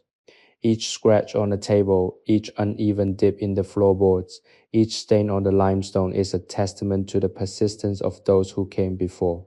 She feels a profound, almost overwhelming sense of gratitude for this lineage, a realization that she is carrying forward a tradition of quiet resilience that is just as important as the more documented public history of the region. The bread she baked still emanates a faint sweet warmth, a scent that seems to permeate the very atmosphere, making the air feel thick with nourishment and care. She turns her gaze back to the lavender, now waiting in the basket, its purple hue dimmed by the bright, honest light of the day, but its fragrance still potent and unmistakable. She knows that she will eventually carry it out to the drying racks in the barn, but for now she lingers content to let the morning unfold at its own pace. She thinks about the hills beyond the walls, the way they are beginning to shimmer in the heat, and the quiet hidden life of the insects and the wildlife that populate the landscape. She is part of this not as an observer, but as a component of the ecosystem, a living, breathing part of the Provençal countryside. The idea of separation, of human versus nature, of interior versus exterior, of self versus world starts to dissolve, leaving only a sense of seamless, fluid integration. She feels as though she could close her eyes and simply be, and the world would continue its perfect rhythmic rotation around her. It is a feeling of ultimate freedom, a state of mind where the constraints of time and duty are replaced by the expansive, open beauty of existence itself. She decides to stand and move toward the door, not because she must, but because the movement is an expression of her own internal flow. She steps out onto the stone threshold, and the air hits her face with a gentle, warm pressure, carrying the scent of the wild, sun-drenched landscape. The hills are vast. The sky is an unending expanse of blue, and the silence is so deep it feels like music. She stands there for a long time, looking out at the world she has helped to tend her heart full of a quiet, resonant joy that is impossible to articulate but entirely sufficient to sustain her. There is no future to worry about, no past to dwell upon. There is only the vast unfolding present, and she is fully, beautifully alive within it, a part of the land, a part of the house, and a part of the endless, beautiful rhythm of the day. The sense of peace is total, an all-encompassing grace that she carries with her, a silent, internal sanctuary that ensures she is never truly alone, never truly lost, and always, in every fundamental way, at home. The midday sun now hangs directly overhead, casting the shadows into tiny dark pools beneath the stones and the olive trees, yet the air within the farmhouse remains a pocket of cool, refreshing reprieve. She has moved from the threshold back into the kitchen, the transition so subtle she hardly noticed the change in temperature. The room is now filled with the golden, intense light of the high afternoon, a brightness that makes every detail, the weave of her apron, the grain of the oak table, the smooth surface of the stones, stand out with striking clarity. She begins to prepare a light meal, the motions of her hands a continuation of the same rhythmic focus she maintained all morning. There is a deep inherent intelligence in her work, a wisdom passed down through generations that dictates not just how to perform a task, but how to do it with care, with respect, and with a mindful attention that elevates the mundane into the sacred.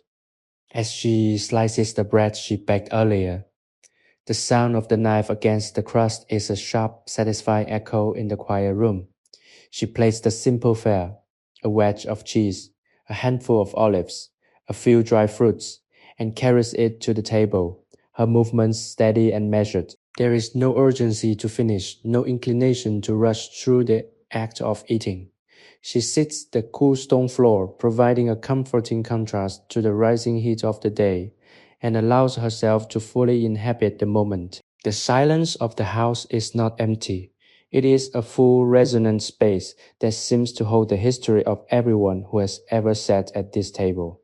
She can almost hear the faint lingering echoes of conversations from years past, the laughter of children, the quiet planning of the elders, and the shared peaceful contemplation of those who sought sanctuary here.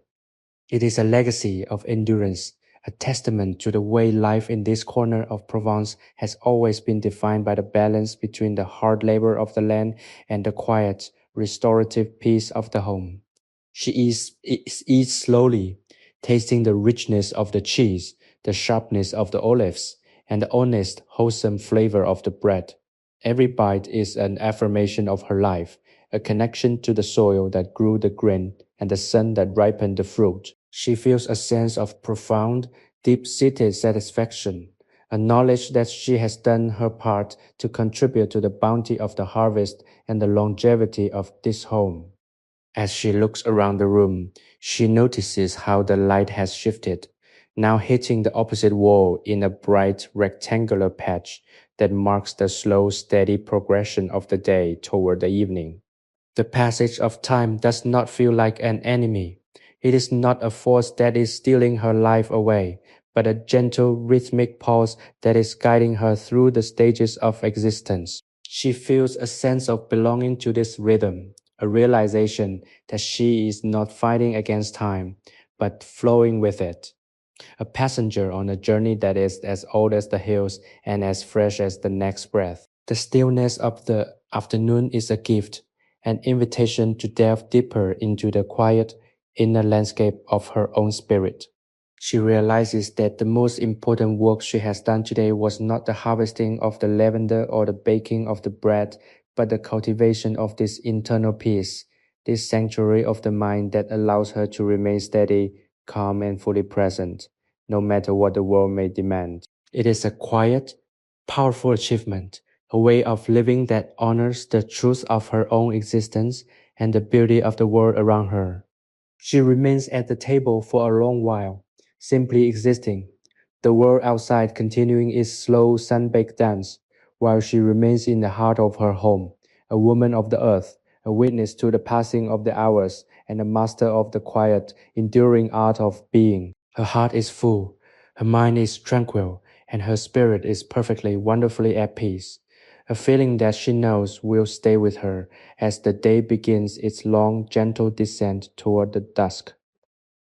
The heat of the afternoon has reached its zenith, a shimmering golden weight that settles over the Provençal hills like a heavy velvet blanket. Outside, the world seems to have paused, the insects having slowed their frantic buzzing to a rhythmic, pulsating hum, and the very air appearing to thicken with the golden haze of the sun. Inside the Stone Farmhouse, however, the temperature remains steady and cool, a testament to the thick, ancient limestone that has stood against the elements for centuries. She sits by the table, her hands resting motionless on the worn surface, her eyes fixed on the way the light catches the motes of dust in the air. Each one is a tiny glowing universe, a suspended spark of existence that drifts in a slow, unpredictable pattern, mimicking the very nature of life itself. She feels no pressure to stand, no inclination to return to the bustle of the fields or the chores of the barn. There is a deep, resonant stillness in her heart that makes the passage of time feel irrelevant, as if the minutes have stretched and expanded to accommodate this singular, perfect moment of reflection. She thinks of the lavender again, not the work of gathering, but the essence of the plant itself, the way it clings to the rocky, barren soil and thrives, its purple blooms reaching toward the sky with a tenacity that mirrors her own. She realizes that she too has been a creature of this landscape, her roots firmly embedded in the same limestone and grit that sustain the harvest. This connection is not merely physical, it is spiritual, an acknowledgement of the shared endurance that binds her to the earth and the seasons. The silence of the farmhouse is no longer a void. It is a presence, a companion that listens to her thoughts and validates the truth of her existence. She understands now that the peace she has been cultivating is the true harvest of her life, not the tangible material goods she gathers for the winter, but the clarity of mind, the steadiness of heart, and the ability to find contentment in the simplest, most fundamental aspects of human experience. The farmhouse serves as an anchor, a place where the noise of history, the revolutions, the shifting borders, the fleeting ambitions of kings and generals is reduced to a distant, meaningless murmur that cannot penetrate these thick, protective walls. She is in control of her own sanctuary, a space where she is both the architect and the inhabitant, and she is perfectly at ease within its boundaries. As the afternoon light begins to lengthen, casting long, lean shadows across the floor, she feels a soft pulsing rhythm emanating from the walls themselves, as if the house is breathing in synchrony with her own heart. This is a communion, a silent dialogue between the inhabitant and the habitat that speaks of a love that is deep, quiet, and profoundly enduring. She is not lonely, for she is surrounded by the echoes of those who came before her, the ancestors whose own lives have been woven into the same fabric of labor and rest. She feels their presence not as ghosts, but as a continuity, a living, breathing lineage that gives her life meaning and purpose. The air carries the faint, sweet scent of the dried bread, a reminder of the sustenance she has prepared, and the lingering herbal perfume of the lavender, a symbol of the beauty she has tended. These sensations are enough to fill her spirit, to provide a source of comfort that is more substantial than any words could ever convey. She closes her eyes for a moment, and in the dark finds a world of vibrant color and sound, an inner landscape that is as vast and beautiful as the hills of Provence. She is, at this moment, entirely whole, a woman who has found the secret of life in the quietest, most unadorned corners of her existence. She is ready for the evening to arrive, for the sun to dip behind the hills and the stars to reclaim their rightful place in the sky, all while she rests here, in the heart of her home, a sentinel of peace, a daughter of the earth, and a witness to the simple eternal grace of being. The late afternoon sun has begun its slow, deliberate descent toward the western horizon, casting elongated golden fingers of light across the terracotta tiles of the farmhouse floor.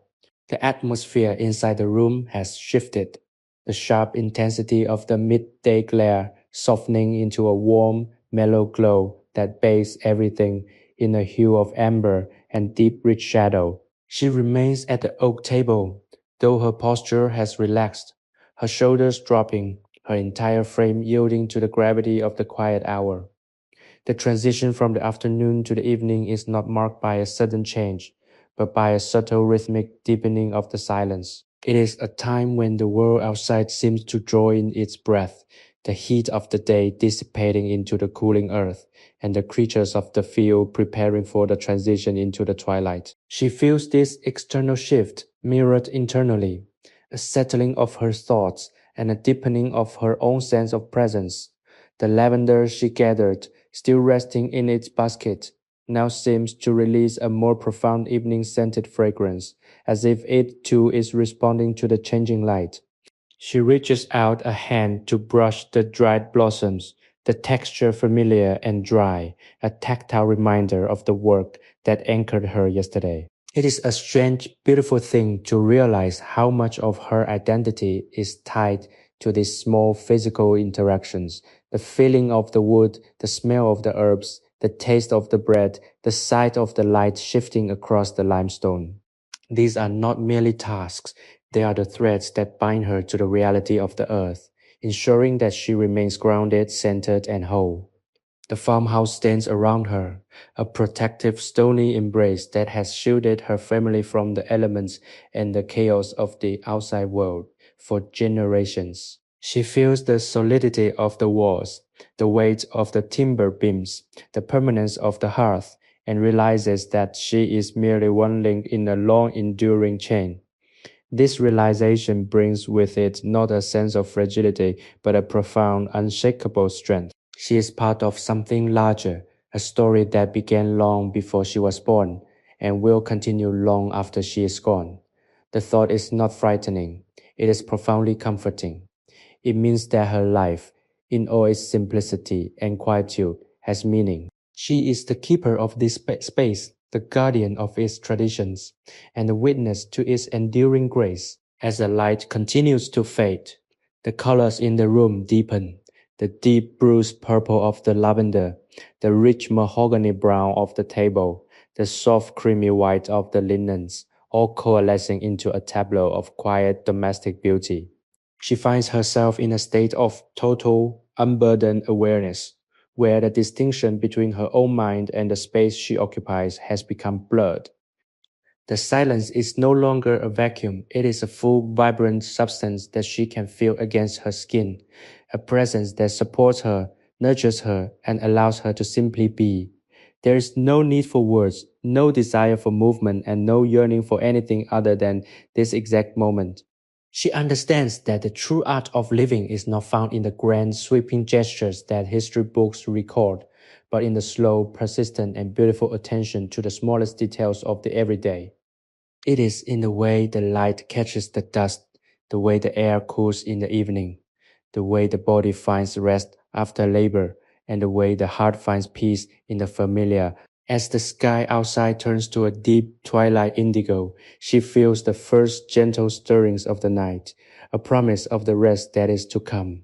She is ready for the darkness, for the return of the stars, and for the cycle of the day to reach its natural perfect conclusion. Her heart is a quiet, steady flame, her mind a clear, undisturbed pool, and her spirit a part of the earth itself, waiting with infinite, calm patience for the gentle, cool embrace of the night once more. The transition to twilight is a slow velvet movement, a gradual fading of the sun's last golden embers into the deep cooling indigo of the dusk. Within the stone walls of the farmhouse, the darkness does not arrive as an intruder, but as a long-awaited guest, welcomed with a quiet, solemn grace. She sits motionless, watching the room lose its sharp edges and melt into a soft, monochromatic landscape of shadows and gray tones.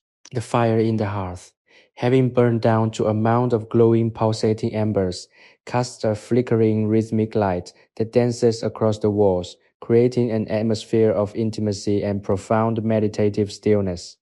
This is the hour when the boundary between the physical and the metaphysical feels thinnest, when the house seems to hum with the echoes of all the evenings that have come before. She feels the weight of the stone floor beneath her, the solidity of the table, and the cool, refreshing draft that begins to creep in through the gaps in the shutters. All of these sensations acting as anchors, keeping her tethered to the reality of the present moment while her mind drifts through the expansive, starlit reaches of memory and reflection. She realizes that this, the quiet, unadorned conclusion of the day, is the truest manifestation of her existence. She is a woman defined by the rhythm of the land, by the cycles of the harvest, and by the ancient, persistent wisdom of the farmhouse that has served as both her shelter and her mirror. There is a sense of completion that washes over her, a feeling that every action performed since the dawn has been a necessary, meaningful thread in the fabric of the day's work. The lavender, now a dark, shadowy presence in its basket, seems to offer its scent as a final, fragrant offering to the night, a reminder of the earth's bounty and the resilience of life in even the most challenging conditions. She reflects on the nature of peace, how it is not a state of perfection or an absence of struggle, but a deliberate, conscious choice to find stability within the turning of the seasons and the flow of time. The world outside, with its noise and its relentless demands, remains a distant, irrelevant concept. Here, in the heart of her sanctuary, there is only the slow, steady beat of her own heart and the quiet, rhythmic settling of the house. She stands at last, her body moving with a fluid, natural ease, and walks toward the window to close the shutters. The view outside is a vast open expanse of dark hills beneath a sky beginning to glitter with the first sharp pinpricks of light. She stands there for a moment, absorbing the coolness of the air, the vastness of the universe, and the sense of profound, deep-seated gratitude for the simplicity of her life. She is a part of this landscape, a small essential component of the Provençal countryside, and the realization is a source of infinite comfort. As she secures the heavy wood of the shutters, sealing herself into the protected, candlelit warmth of the room, she feels a final, perfect sense of closure. The day has been lived with intention, with care, and with a heart fully open to the beauty of the ordinary. She moves toward the sleeping chamber, the floorboards beneath her feet familiar and reassuring. Each step is a ritual, a quiet acknowledgement of the home she has tended and the life she has built. She feels a deep, soul-stirring satisfaction, a realization that she has reached the end of the day with nothing left unsaid, nothing left undone, and a spirit that is entirely wonderfully at rest. As she prepares for the night, she knows that the dawn will come again, and with it the cycle will resume. But for now, there is only the darkness, the silence, and the profound, beautiful peace of a life well lived in the heart of the home she loves. The night has fully reclaimed its dominion, wrapping the farmhouse in a silence so absolute it feels like a heavy velvet cloak. She lies in the darkness, the familiar geometry of the room having long ago dissolved into the void, leaving only the sensation of the soft, cool lindens against her skin, and the rhythmic, steady pace of her own breathing. This is the hour of true introspection, where the mind is stripped of its daytime preoccupations and descends into the deeper, quieter currents of the subconscious. In this state, the images of the day, the vibrant sun-drenched fields, the delicate purple spikes of the lavender, the warm, yeasty scent of the hearth, and the steady, enduring texture of the limestone walls begin to weave themselves into a coherent narrative of her life. She is no longer just a woman in the farmhouse. She is an extension of the land itself, a physical embodiment of the cycles that define this corner of the world. Each breath she draws feels like an exchange with the universe, an intake of the cool night chilled air, and an exhale of her own quiet vitality. There is a profound sense of integration here, a realization that the walls of the house are not barriers but membranes, allowing her to remain connected to the vast, starlit expanse that arches over the Provençal hills.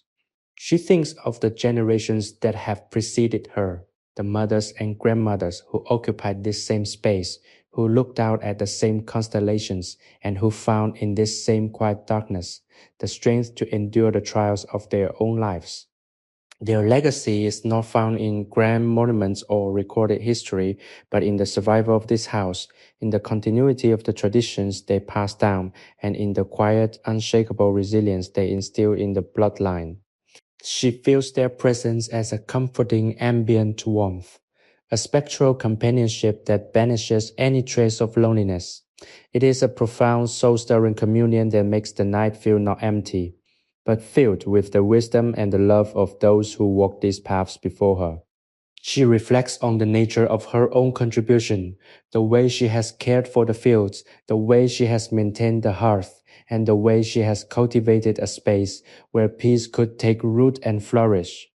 It is a humble life, perhaps, in the eyes of the wider, bustling world, but in the context of the earth and the seasons, it is a life of immense significance. She has lived with an attention that is rare and precious, a commitment to the present that has allowed her to find beauty in the smallest, most ephemeral details. The way the light shifts, the way the air smells, the way the body finds its rest.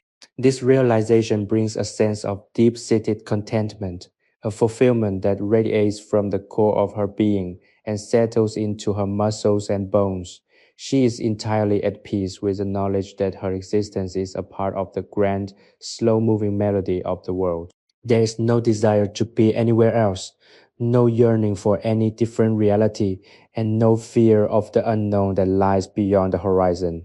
The night is a sanctuary, a sacred space where she can shed the layers of her daily self and return to the foundational, elemental truth of her existence. As the hours tick by, measured only by the slow, imperceptible movement of the stars above the roof, she drifts into a state of profound, restorative stillness, a sleep that is not an end but a continuation, a deep, nourishing immersion into the essence of life itself. The house settles around her, a sigh of ancient timber and stone, and she is carried along by the tide of the darkness, secure, content, and perfectly, beautifully at home in the world. The morning will come, the sun will rise, and the cycle will renew itself with the same perfect regularity. But for now, she is content to remain here, lost in the quiet, infinite grace of the night, a silent witness to the enduring beauty of being, awaiting the next go out gentle touch of the dawn with a heart that is full, a mind that is clear, and a spirit that is entirely and forever at peace. The deep ink black tapestry of the night has begun to fray at the edges, the faintest suggestion of a violet hue creeping into the eastern sky, signaling the very beginning of the transition toward dawn. Inside the farmhouse, the silence has taken on a different quality, no longer the heavy, protective blanket of midnight, but a waiting, expectant stillness that seems to hum with the hidden potential of the coming day. She is caught in that delicate, ethereal space between the absolute surrender of deep sleep and the first, soft stirrings of wakefulness, a state of being where the mind is clear and the spirit feels uncommonly light. Her dreams, which have been a rhythmic continuation of the day's labor and the night's peace, begin to dissolve, leaving behind only a residue of profound, resonant calm. She senses the farmhouse around her, the cool, solid comfort of the limestone walls, the familiar grounding scent of the earth that permeates the masonry, and the ancient protective energy that feels as constant and reliable as the rising of the sun. It is a presence that feels more like a part of her own body than an external structure, a shell that she inhabits with a sense of total unconflicted belonging. She reflects in this quiet liminal hour on the journey of the previous days, the intensive focus on the lavender harvest, the methodical meditative process of stripping the stalks, the shared unspoken language of the hearth and the table, and she sees these actions not as isolated chores, but as part of a larger coherent pattern of living.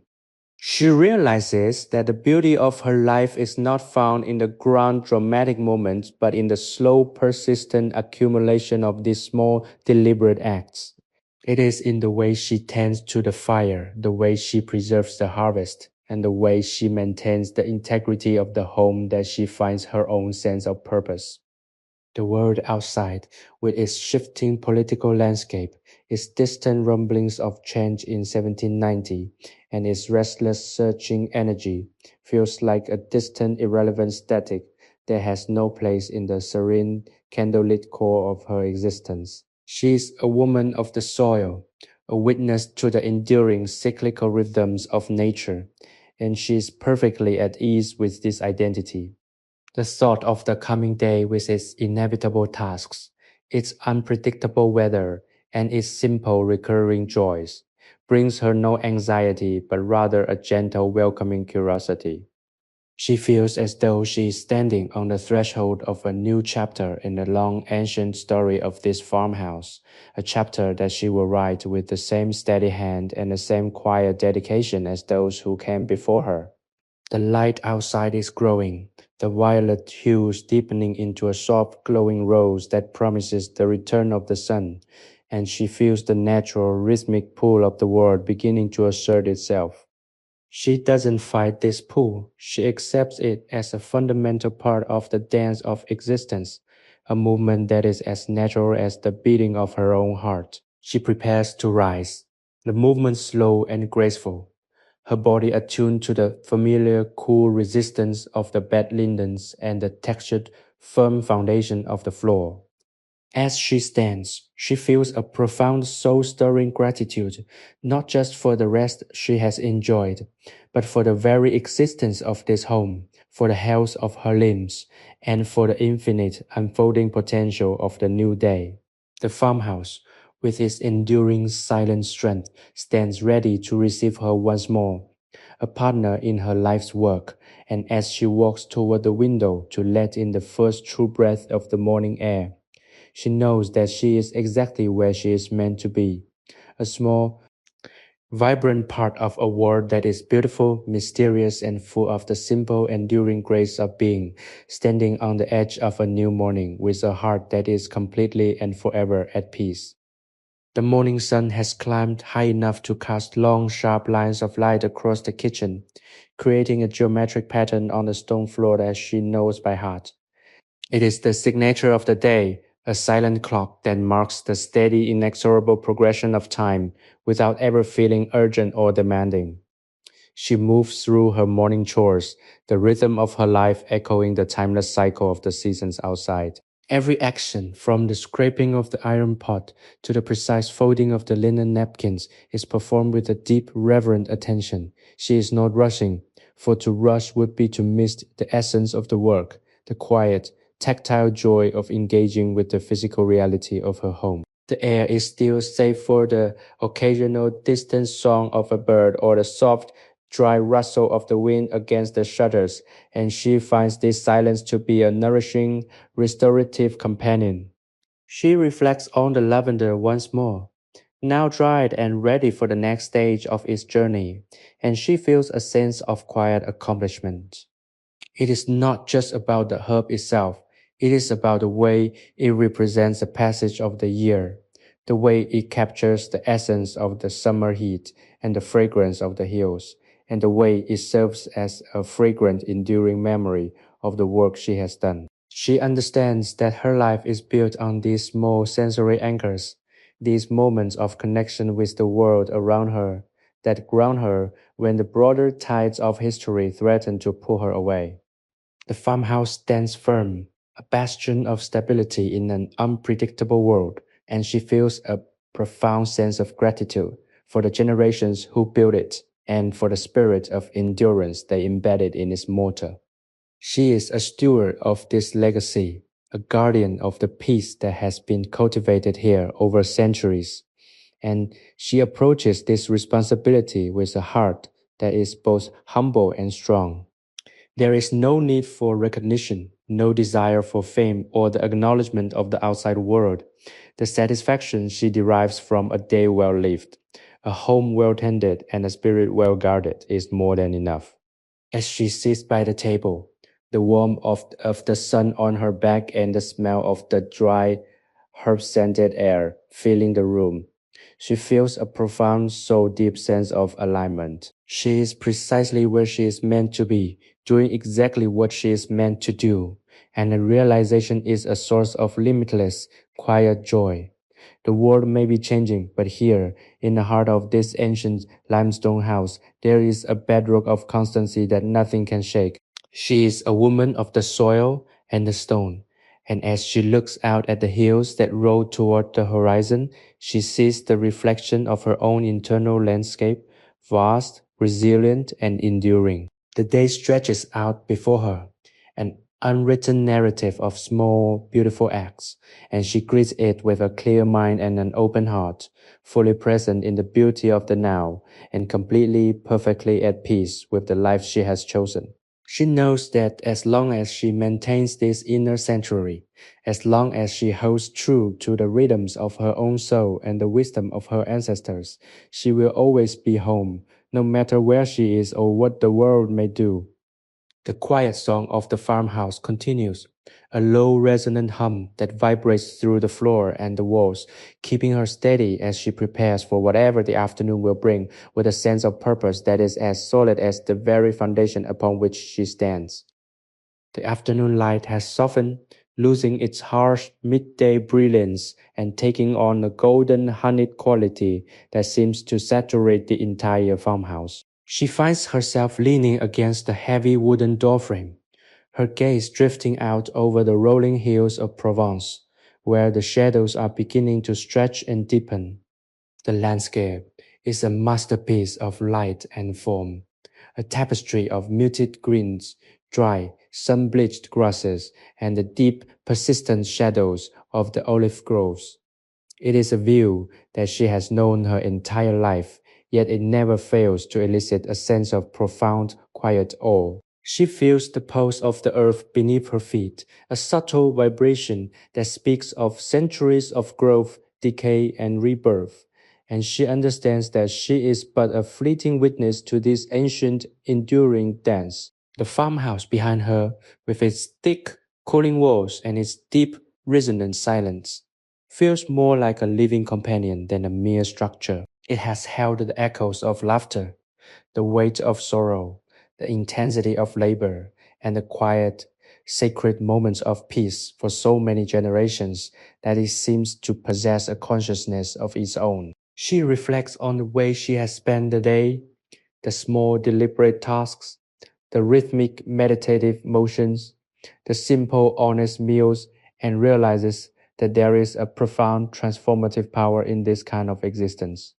By slowing down, by attending to the immediate with such focused care, she has managed to step outside the flow of conventional time, entering a space where the present moment is all that exists and all that is required.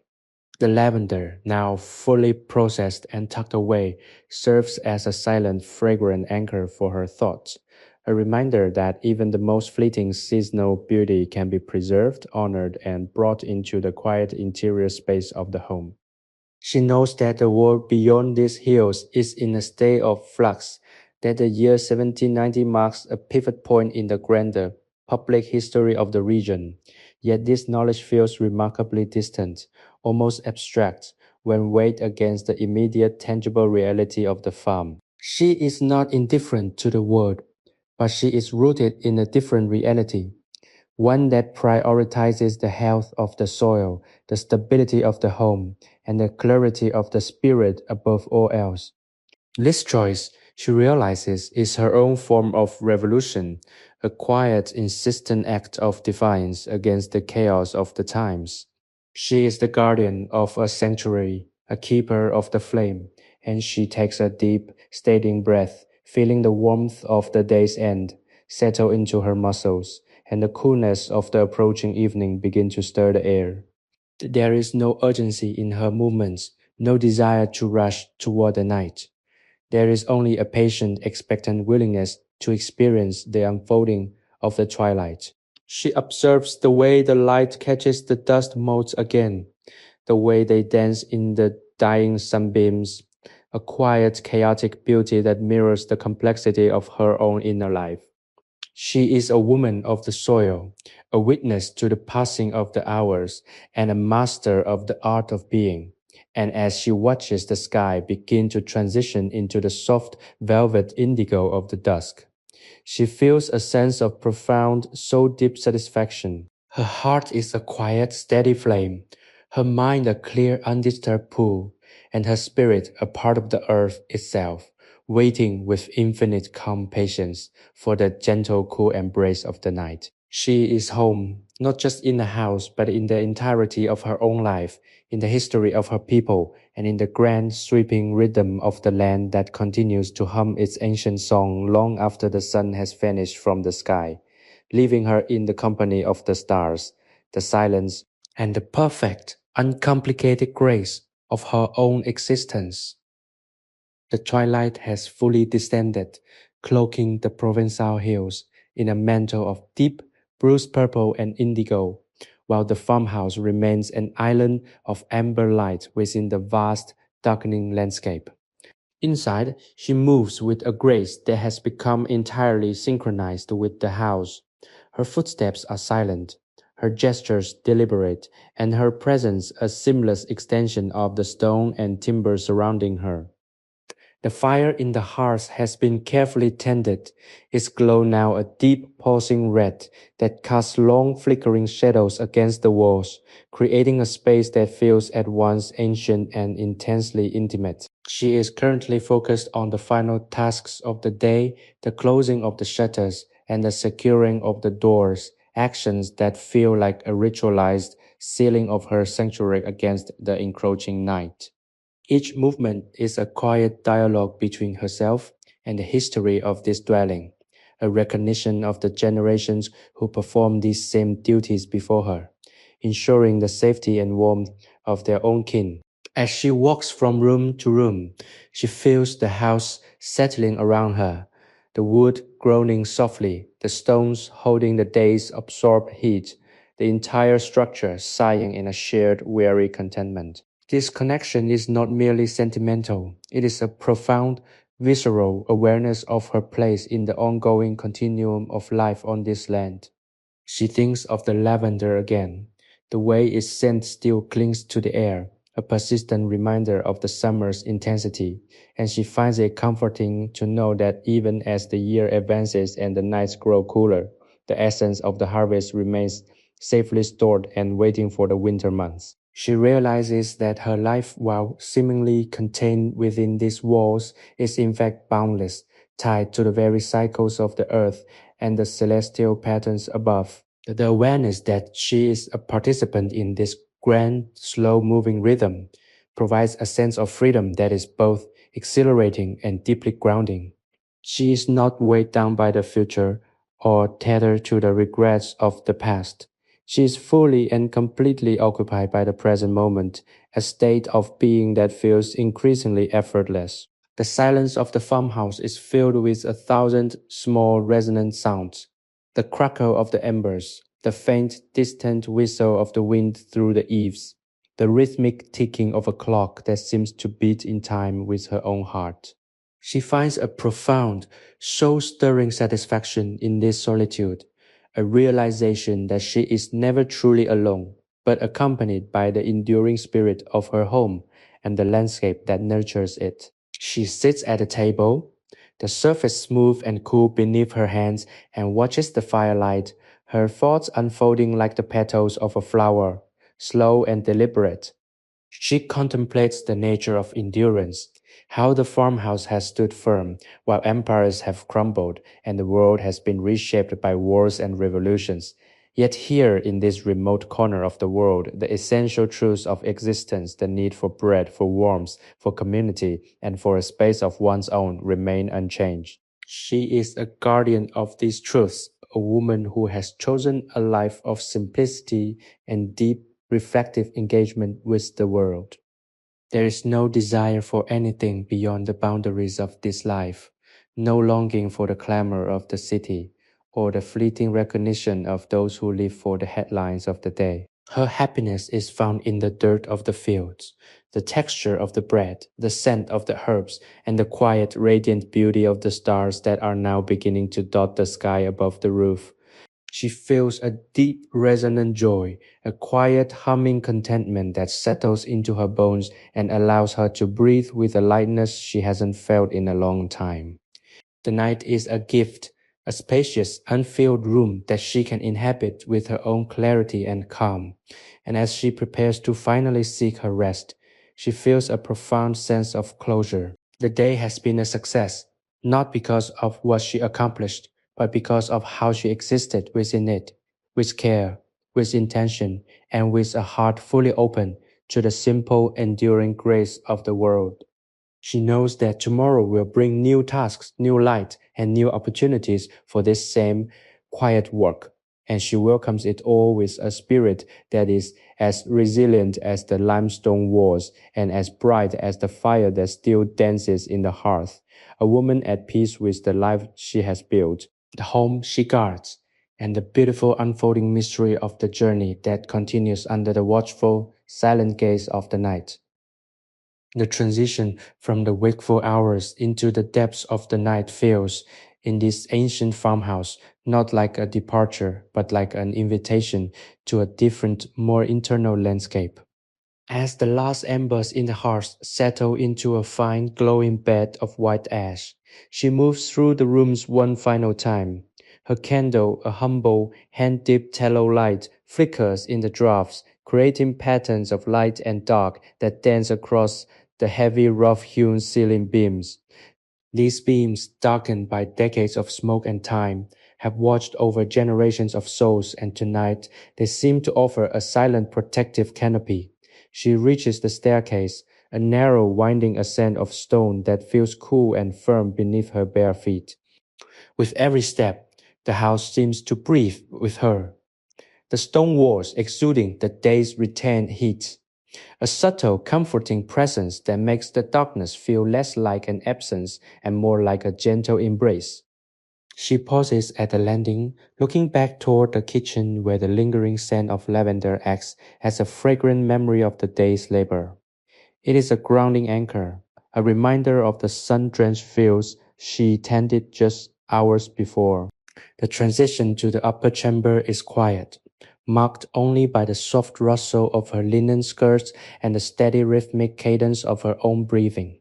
She enters the small, sparse sleeping room, where the window is left slightly ajar to welcome the cool night-blooming air of the Provençal countryside. The moon, a pale sliver of silver, hangs in the sky, illuminating the rolling hills in shades of ethereal gray and blue. Below the garden is a hushed sleeping place, the herb bushes and olive trees barely stirring in the slight breeze. She places the candle on a small bedside table, its flame casting a soft golden halo that illuminates the simple sturdy bed covered in layers of thick hand-woven wool. The world beyond this room, the political shifts of 1790, the distant rumblings of change is utterly irrelevant here. Here, there is only the fundamental cycle of day and night, of effort and rest. She sits on the edge of the bed, feeling the weight of the day. The honest physical tiredness that feels clean and restorative begin to seep into her limbs.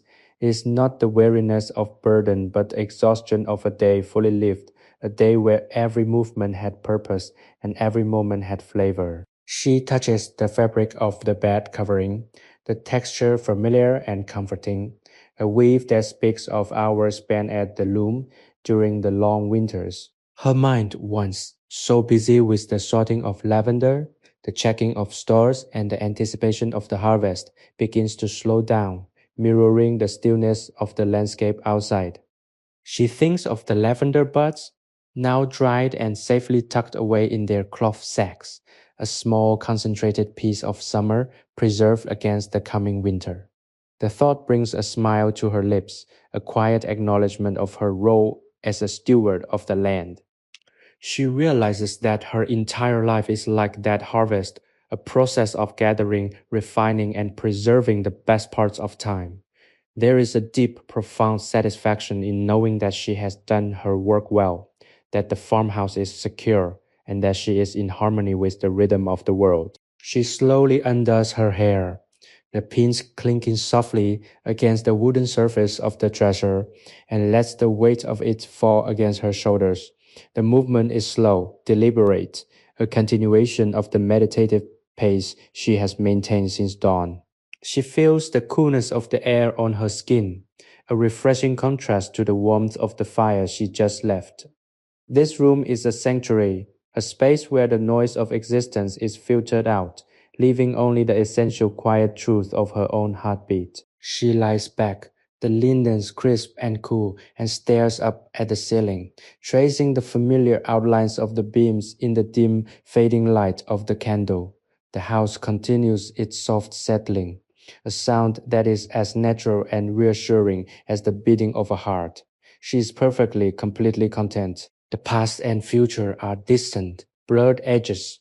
The present is a solid, warm, and inviting reality that holds her safe. As she finally reaches out to extinguish the candle, she feels the darkness pull close around her like a blanket, soft and infinite.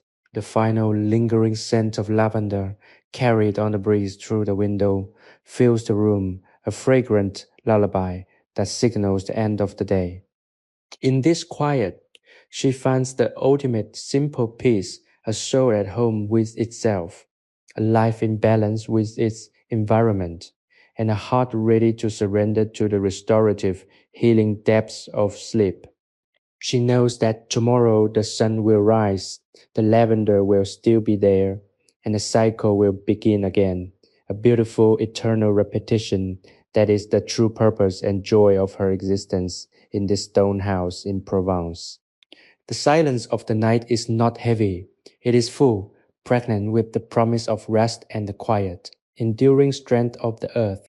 She closes her eyes, drifting into the calm, untroubled sea of dreams, knowing that she is exactly where she is meant to be, doing exactly what she was born to do, held in the cradle of time and the gentle, persistent care of the farmhouse that has been her anchor and her solace for all these years. The stars watch over the roof, the hills sleep under the moon, and she, a humble guardian of the small and the good, rests in the stillness, perfectly at peace with the world, with her memories, and with the long unfolding story of her life, which is written in the soil, in the stone, and in the quiet lavender-scented air of home. The darkness is not a void, but a vast, soothing space, a transition that allows her to let go of the physical world and sink into the deeper, quieter currents of her own spirit.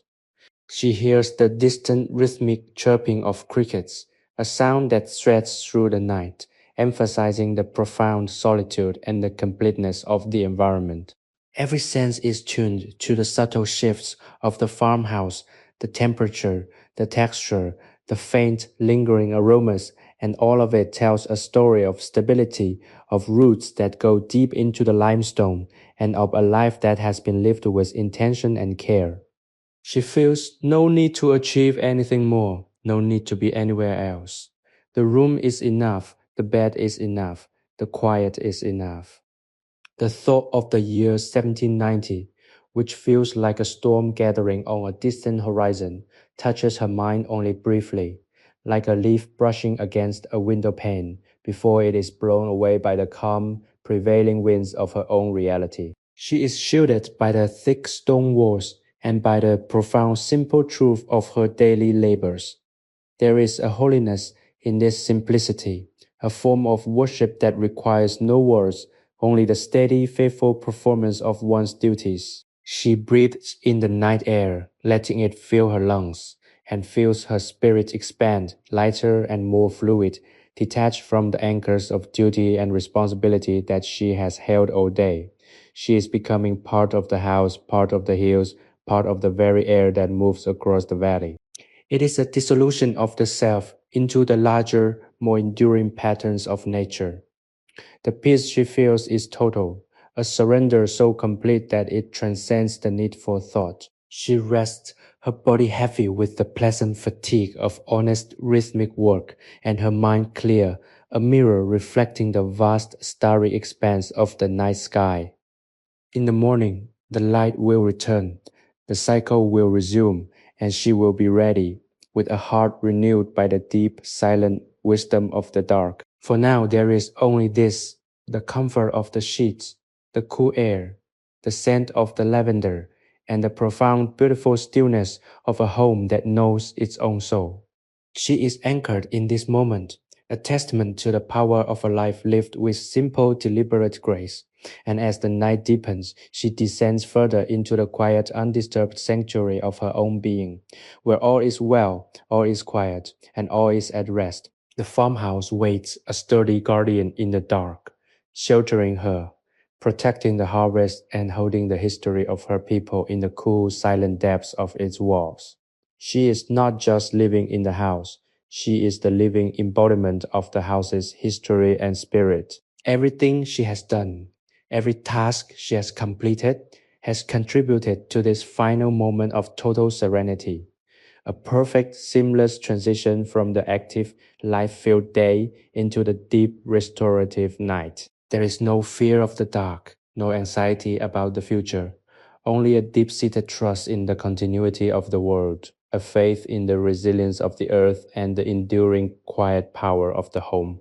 As she drifts toward the edge of consciousness, the final thoughts that cross her mind are not of great events or grand ambitions, but of the simple, beautiful texture of a lavender stem in her hand, the weight of the basket, the steady rhythm of the firelight, and the reassuring ancient smell of stone and earth. These are the things that matter, the things that form the bedrock of her existence. They are the components of her happiness, the pillars of her sanctuary.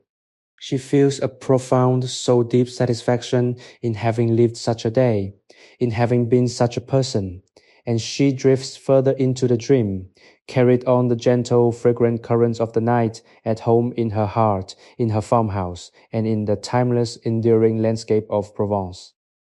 The house holds her in its stone embrace, silent and patient, until the first hint of dawn, which will bring the new light, the new tasks, and the continuation of the beautiful quiet life she has so meticulously and lovingly built. It is a cycle of grace, a rhythm of peace, and a testament to the enduring quiet power of home, which remains always a sanctuary for the spirit, a refuge against the noise of the world, and a place where one can finally truly be. As the hours pass in the deep night, the farmhouse continues to exist as a silent witness to the stillness, its thick walls maintaining a constant cool temperature that defies the changing weather outside. She remains in this state of profound peaceful rest, her body and mind completely surrendered to the quietude.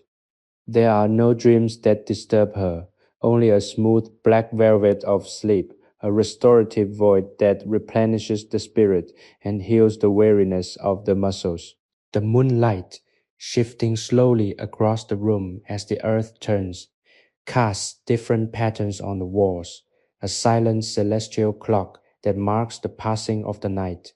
Outside, the world is hushed, the hills wrapped in a thick, cool mist that softens the jagged edges of the landscape, turning the farmhouse into a solitary island in a vast, ethereal ocean. The life within the house is entirely still, save for the rhythmic, steady breathing of the woman who dwells here, a sound that is as much a part of the farmhouse's character as the creaking of the floorboards or the sighing of the wind. This is the ultimate essential reality of her existence, not the labor, not the harvest, not even the history of the house, but the simple, unadorned state of being that is possible only in this environment of complete, intentional quiet. She has achieved a form of mastery over her own life by refusing to be pulled into the chaos of the exterior world, choosing instead to find her center in the immediate, the tangible, and the perennial. This choice, she recognizes, is the source of her profound, unshakable contentment. She doesn't need to change the world, she only needs to be at home in it, to care for the things that are given into her charge, and to respect the ancient, slow moving rhythms of the earth. As the night slowly fades toward the first gray hint of morning, she remains locked in this peaceful state, a woman perfectly attuned to her sanctuary. The transition to the waking world will not be sudden, but will unfold with the same gentle, unhurried pace that characterizes everything she does. There is a quiet confidence in her rest, a belief in the inherent goodness of the coming day. She is a part of the landscape, and as the sun begins to stir, she will wake to the same beautiful, quiet reality that she left behind, ready to continue her life's work with the same calm and deliberate intent. The darkness finally gives way to a soft, diffused light, and she begins to surface from the depths of her sleep, her senses gently reawakening to the familiar, comforting surroundings of her room. The air is still cool, the room is still quiet, and the world is still. For a few precious minutes, hers alone, she feels a sense of renewal, a lightness in her limbs, and a clarity in her mind that only a night of truly deep rest can provide. The farmhouse feels solid and real, a foundation that has supported her throughout the night and will support her through the day to come. She lies there for a moment, simply experiencing the return of awareness, the way the light catches the dust motes, and the way the shadows slowly retreat, leaving the room illuminated in a soft gray morning glow. It is a moment of profound simple beauty, a new beginning that is not a departure from the past, but an extension of it. She is ready. She rises from the bed, her movement fluid and unhurried, and steps onto the cool stone floor. A woman refreshed, a guardian at her post, and a soul at peace with the life she has built. The new day, with its own secrets and its own quiet work, is waiting for her, and she steps toward it with a steady heart and a clear mind, ready to embrace the rhythm of the sun and the stone. Once again, in this beautiful ancient home in Provence, the first light of dawn filters through the shutters in thin silvery blades, cutting across the room and illuminating the dust that dances in the cool morning air. She stands by the window, her hands resting on the rough, uneven limestone of the windowsill. Below, the valley is still cloaked in a thick, pearlescent mist that clings to the base of the olive trees and softens the contours of the rolling landscape. It is a quiet, ethereal scene, one that she has witnessed countless times, yet it holds a freshness that makes it feel as though she is seeing it for the very first time. She inhales the air. It is crisp, smelling of damp earth, dried herbs, and the lingering coolness of the night. There is no urgency in her posture, no rush to leave the sanctuary of her bedroom.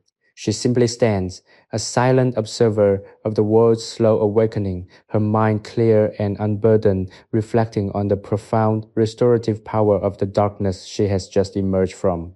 The house feels alive around her, the stones having shed the night's chill and beginning to warm under the faint early rays of the sun.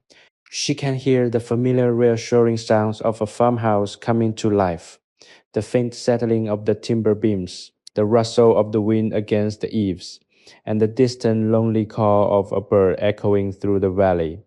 It is a symphony of small humble sounds that define her life here. She moves to wash her face, the water in the pitcher feeling startlingly cold against her skin, a sensation that sharpens her senses and grounds her firmly in the present. As she prepares for the day, her movements are methodical and practiced, each gesture a continuation of the rhythmic, meditative labor that she finds so grounding. She dons her simple homespun garments, the fabric familiar and rough against her skin. a tangible connection to the wool and linen that she and her forebears have worked into existence over many seasons. There is no vanity in her reflection, no search for approval. She is dressed for the work of the day, for the rhythm of the farmhouse, and for the quiet, honest life she leads. She steps out of the bedroom and onto the stone landing, the stairs ahead of her winding down into the heart of the home. The kitchen, once bathed in the golden dying light of the previous evening, now waits for her with a different morning energy. She descends slowly, her footsteps soft on the stone, feeling the weight of the house's history in the very air she breathes. The scent of the dried lavender is still present, faint and comforting, a reminder that the work of the harvest is done and the fruits of her labor are tucked away, safe from the coming months. She feels a surge of quiet, deep-seated gratitude for this simplicity, for the way her life is organized around such elemental, unchanging tasks. It is a way of living that prioritizes the health of the soul, the clarity of the mind, and the stability of the home. She reaches the kitchen and begins to light the fire, the process, a ritual she has performed so many times that it requires no conscious thought. The sparks fly from the flint, catching on the dry kindling, and soon the hearth is glowing with a warm amber light that drives away the last of the morning shadows. She watches the flame, the way it flickers and grows, a living thing that she nurtures and tends, just as she nurtures the life of the farm itself. She feels a profound soul deep connection to this hearth. It has been the center of this house for generations, providing warmth for the body and a focal point for the spirit. She thinks of the generations who stood exactly where she is standing, facing the same challenges and finding the same solace in the simple, deliberate act of tending a fire. It is a powerful, grounding thought, one that makes the passing of time seem like a thin, permeable membrane rather than an unbridgeable chasm. She is part of a lineage, a keeper of the flame, and she feels a responsibility of that role not as a burden but as a source of quiet, unshakable strength. She sets out a simple breakfast, the bread she baked days ago, a small portion of fruit and water that tastes of the minerals of the earth. She sits at the oak table, the same table where she spent hours yesterday stripping the lavender, and eats with a slow, focused attention, savoring every texture and flavor. She doesn't rush, there is no need. The tasks of the day are clear, but they are not oppressive. She knows what needs to be done, the checking of the stores, the maintenance of the garden, the attention to the stone and timber of the house, and she embraces these duties as a form of worship and offering to the life she has chosen. The morning light grows stronger, pouring into the kitchen and illuminating the details of her surroundings, the worn patches on the floor, the deep grain of the wooden table, the neat rows of dried herbs hanging from the ceiling. Everything here has a purpose. Everything has a story, and she is the one who understands it best. She is a woman in perfect alignment with her environment, a guardian of the sanctuary, and she feels a sense of profound quiet contentment as she finishes her meal and prepares for the day. The world outside the farmhouse walls continues its tumultuous, shifting course, the history of 1790 unfolding in ways she cannot control and chooses not to dwell upon. But within this house, there is only the order of the seasons, the reliability of the stone, and the peace of a life lived in accordance with the truth of the earth. She takes a final look at the fire, now burning steady and strong, and turns toward the door, ready to step out into the morning, a woman at peace with herself and the world, fully committed to the beautiful, enduring rhythm of her life in Provence. The day stretches ahead like a blank sunlit field, full of potential for small, meaningful moments and the quiet, radiant beauty that she has come to treasure above all else. She steps out onto the stone patio, the air now warm enough to lift the mist, and looks out across the hills. The landscape is a vibrant, waking world, and she is a small but vital part of it, a witness to the changing light, the rising wind, and the eternal, patient, and deeply satisfying cycle of the seasons. There is no longing for anything else. There is only the present moment, the immediate, the tangible, and the quiet, persistent grace of a life that is truly, deeply, and profoundly her own. She walks into the garden, the dew still clinging to the edges of the leaves, and feels the soil beneath her feet, a tactile living connection to the land that sustains her. She is home. The mid-morning sun begins to climb higher, its intensity gradually leaching the lingering dampness from the earth and casting a sharper, more defined light upon the farmhouse dome. She moves through the garden with a deliberate, unhurried gait, her hands occasionally brushing against the tops of the lavender bushes she harvested just yesterday. The absence of the purple blossoms is noticeable, yet the sight of the trimmed woody stems brings her a sense of closure, a visual confirmation of the cycle she has participated in. She finds herself stopping near the stone wall that marks the boundary of her herb plot, observing the way the light catches the silver-green leaves of the sage and the tiny, defiant flowers of the wild thyme. The garden is a microcosm of the larger Provençal landscape, a carefully tended space where she exerts a gentle influence over the wilder impulses of nature. She reaches down to pull a single persistent weed from the soil. The act of doing so, the slight resistance of the earth, the clean snap of the root, the way her fingers feel in the dirt is an exercise in presence. She isn't just gardening. She is engaging in a silent tactile conversation with the land, acknowledging its fertility and its demands. The stone wall, weathered by centuries of rain and wind, provides a perfect, solid backing for her efforts, a testament to the longevity of human labor in this region. She reflects on the history embedded in these stones, imagining the hands that placed them here, the backs that ached under the weight of the harvest, and the quiet, simple lives that were built on this exact foundation. It is a lineage of domesticity, a long, unbroken thread of care and maintenance that she now holds. She feels no need to leave a mark in the sense of fame or public achievement. Her ambition is entirely different. She aspires to be a good steward, a reliable hand, a person whose existence is a quiet, steadying influence on the world around her. She picks a handful of herbs, their scent sharp and invigorating in the morning air, and turns back toward the house. The rhythm of her morning is unhurried, yet there is a constant flowing progression to her tasks. Each movement is a beat on a string, a coherent part of a larger whole that makes sense only in the context of the farm. She enters the kitchen, the interior coolness a stark welcome contrast to the warmth building outside.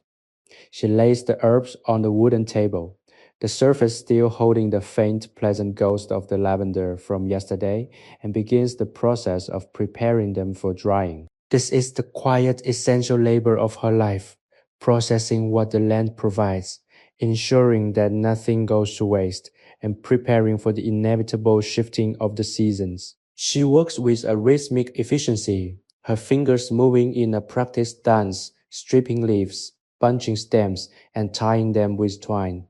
It is a meditative act, the repetition allowing her mind to wander and settle into a state of deep reflective calm. She thinks about the world beyond the farmhouse, the reports of change and the social turbulence that drift in from the nearest village, and she feels a profound, almost protective detachment. Those events belong to a different sphere, one that operates on a logic of conflict and transformation, whereas her life operates on the logic of growth, decay, and cyclical renewal.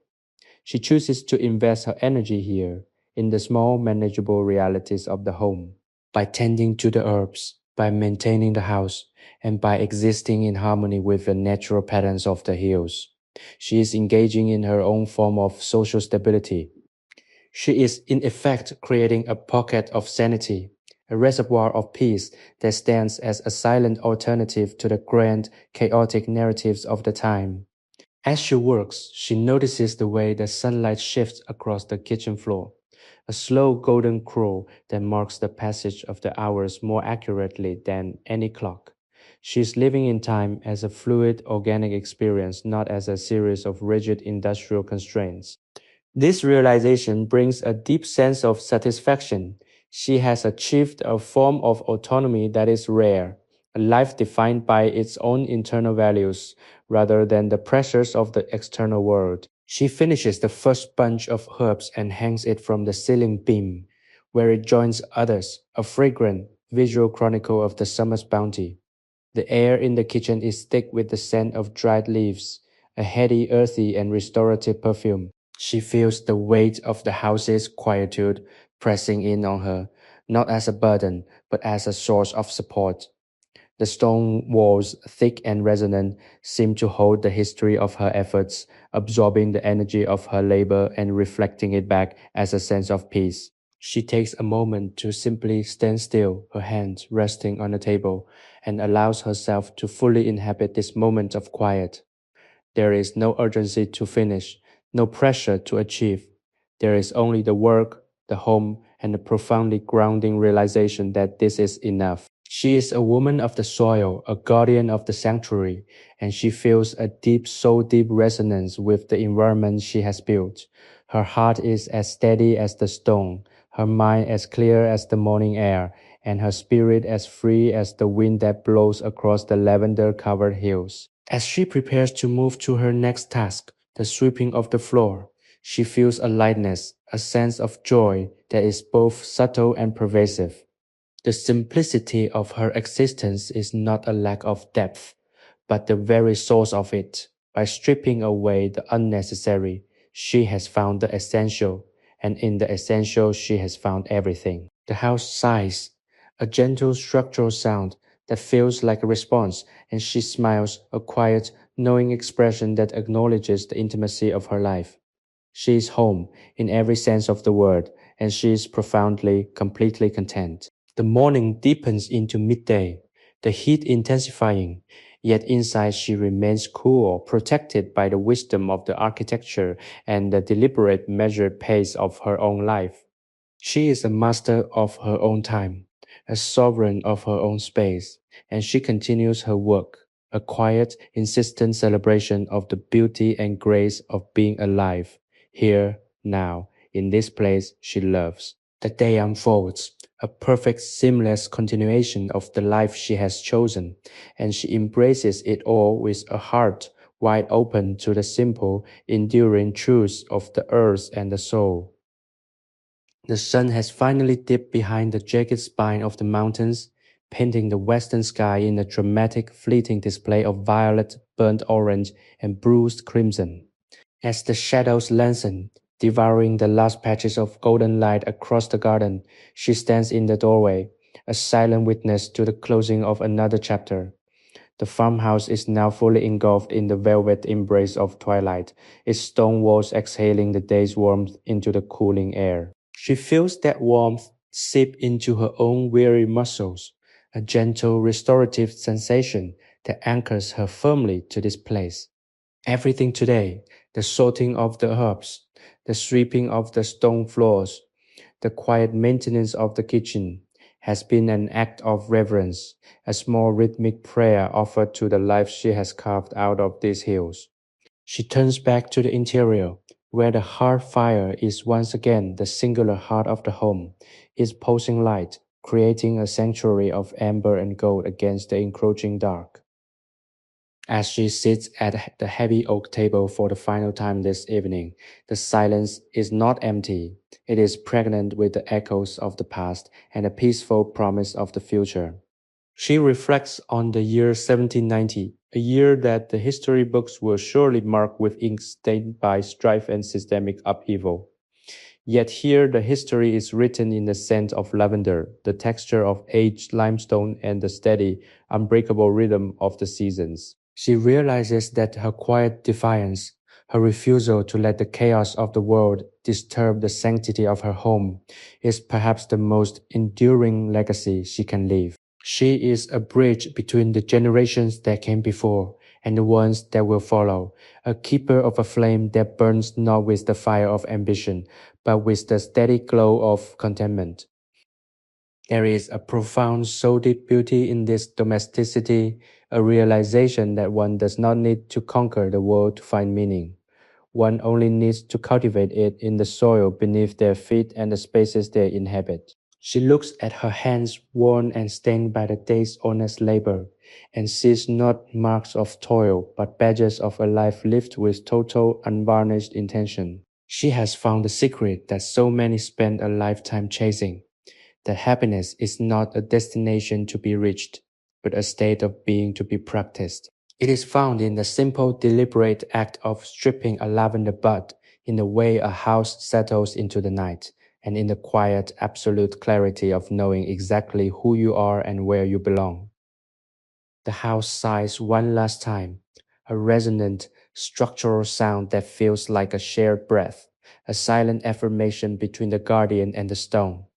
She is home, not just within these thick protective walls, but within the grand sweeping arc of time itself. As she finally rises to extinguish the candle, the room is bathed in a soft, flickering glow that seems to hold the very spirit of the farmhouse, a lingering warmth that will endure long after the darkness has taken hold. She knows that tomorrow will bring a new dawn, new light, and the continuation of this beautiful, simple work. And she welcomes it with a heart that is completely at peace. The journey of the day ends here, in this perfect, uncomplicated grace, under the watchful gaze of the stars that have seen it all before and will see it all again. She is a part of this landscape, a vessel for its ancient song, and as she drifts into the quietude, she knows that she is and always will be enough. Sleepy History Tales combines the power of AI to reimagine fictional historical tales, bringing peace, relaxation, and positive emotional values to our listeners. Sleepy History with Tales is created for relaxation, entertainment, and sleep purposes. The stories shared on this channel are inspired by historical events, daily life, and real periods in history, but they may be simplified, adapted, or narrated in a calming way to enhance the listening experience. This content is not intended to be a precise academic or educational source. While we aim to stay generally accurate, some details may be altered for storytelling flow and relaxation.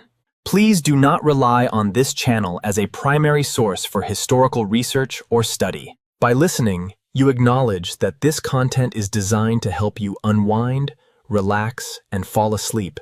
Thank you for your understanding and support.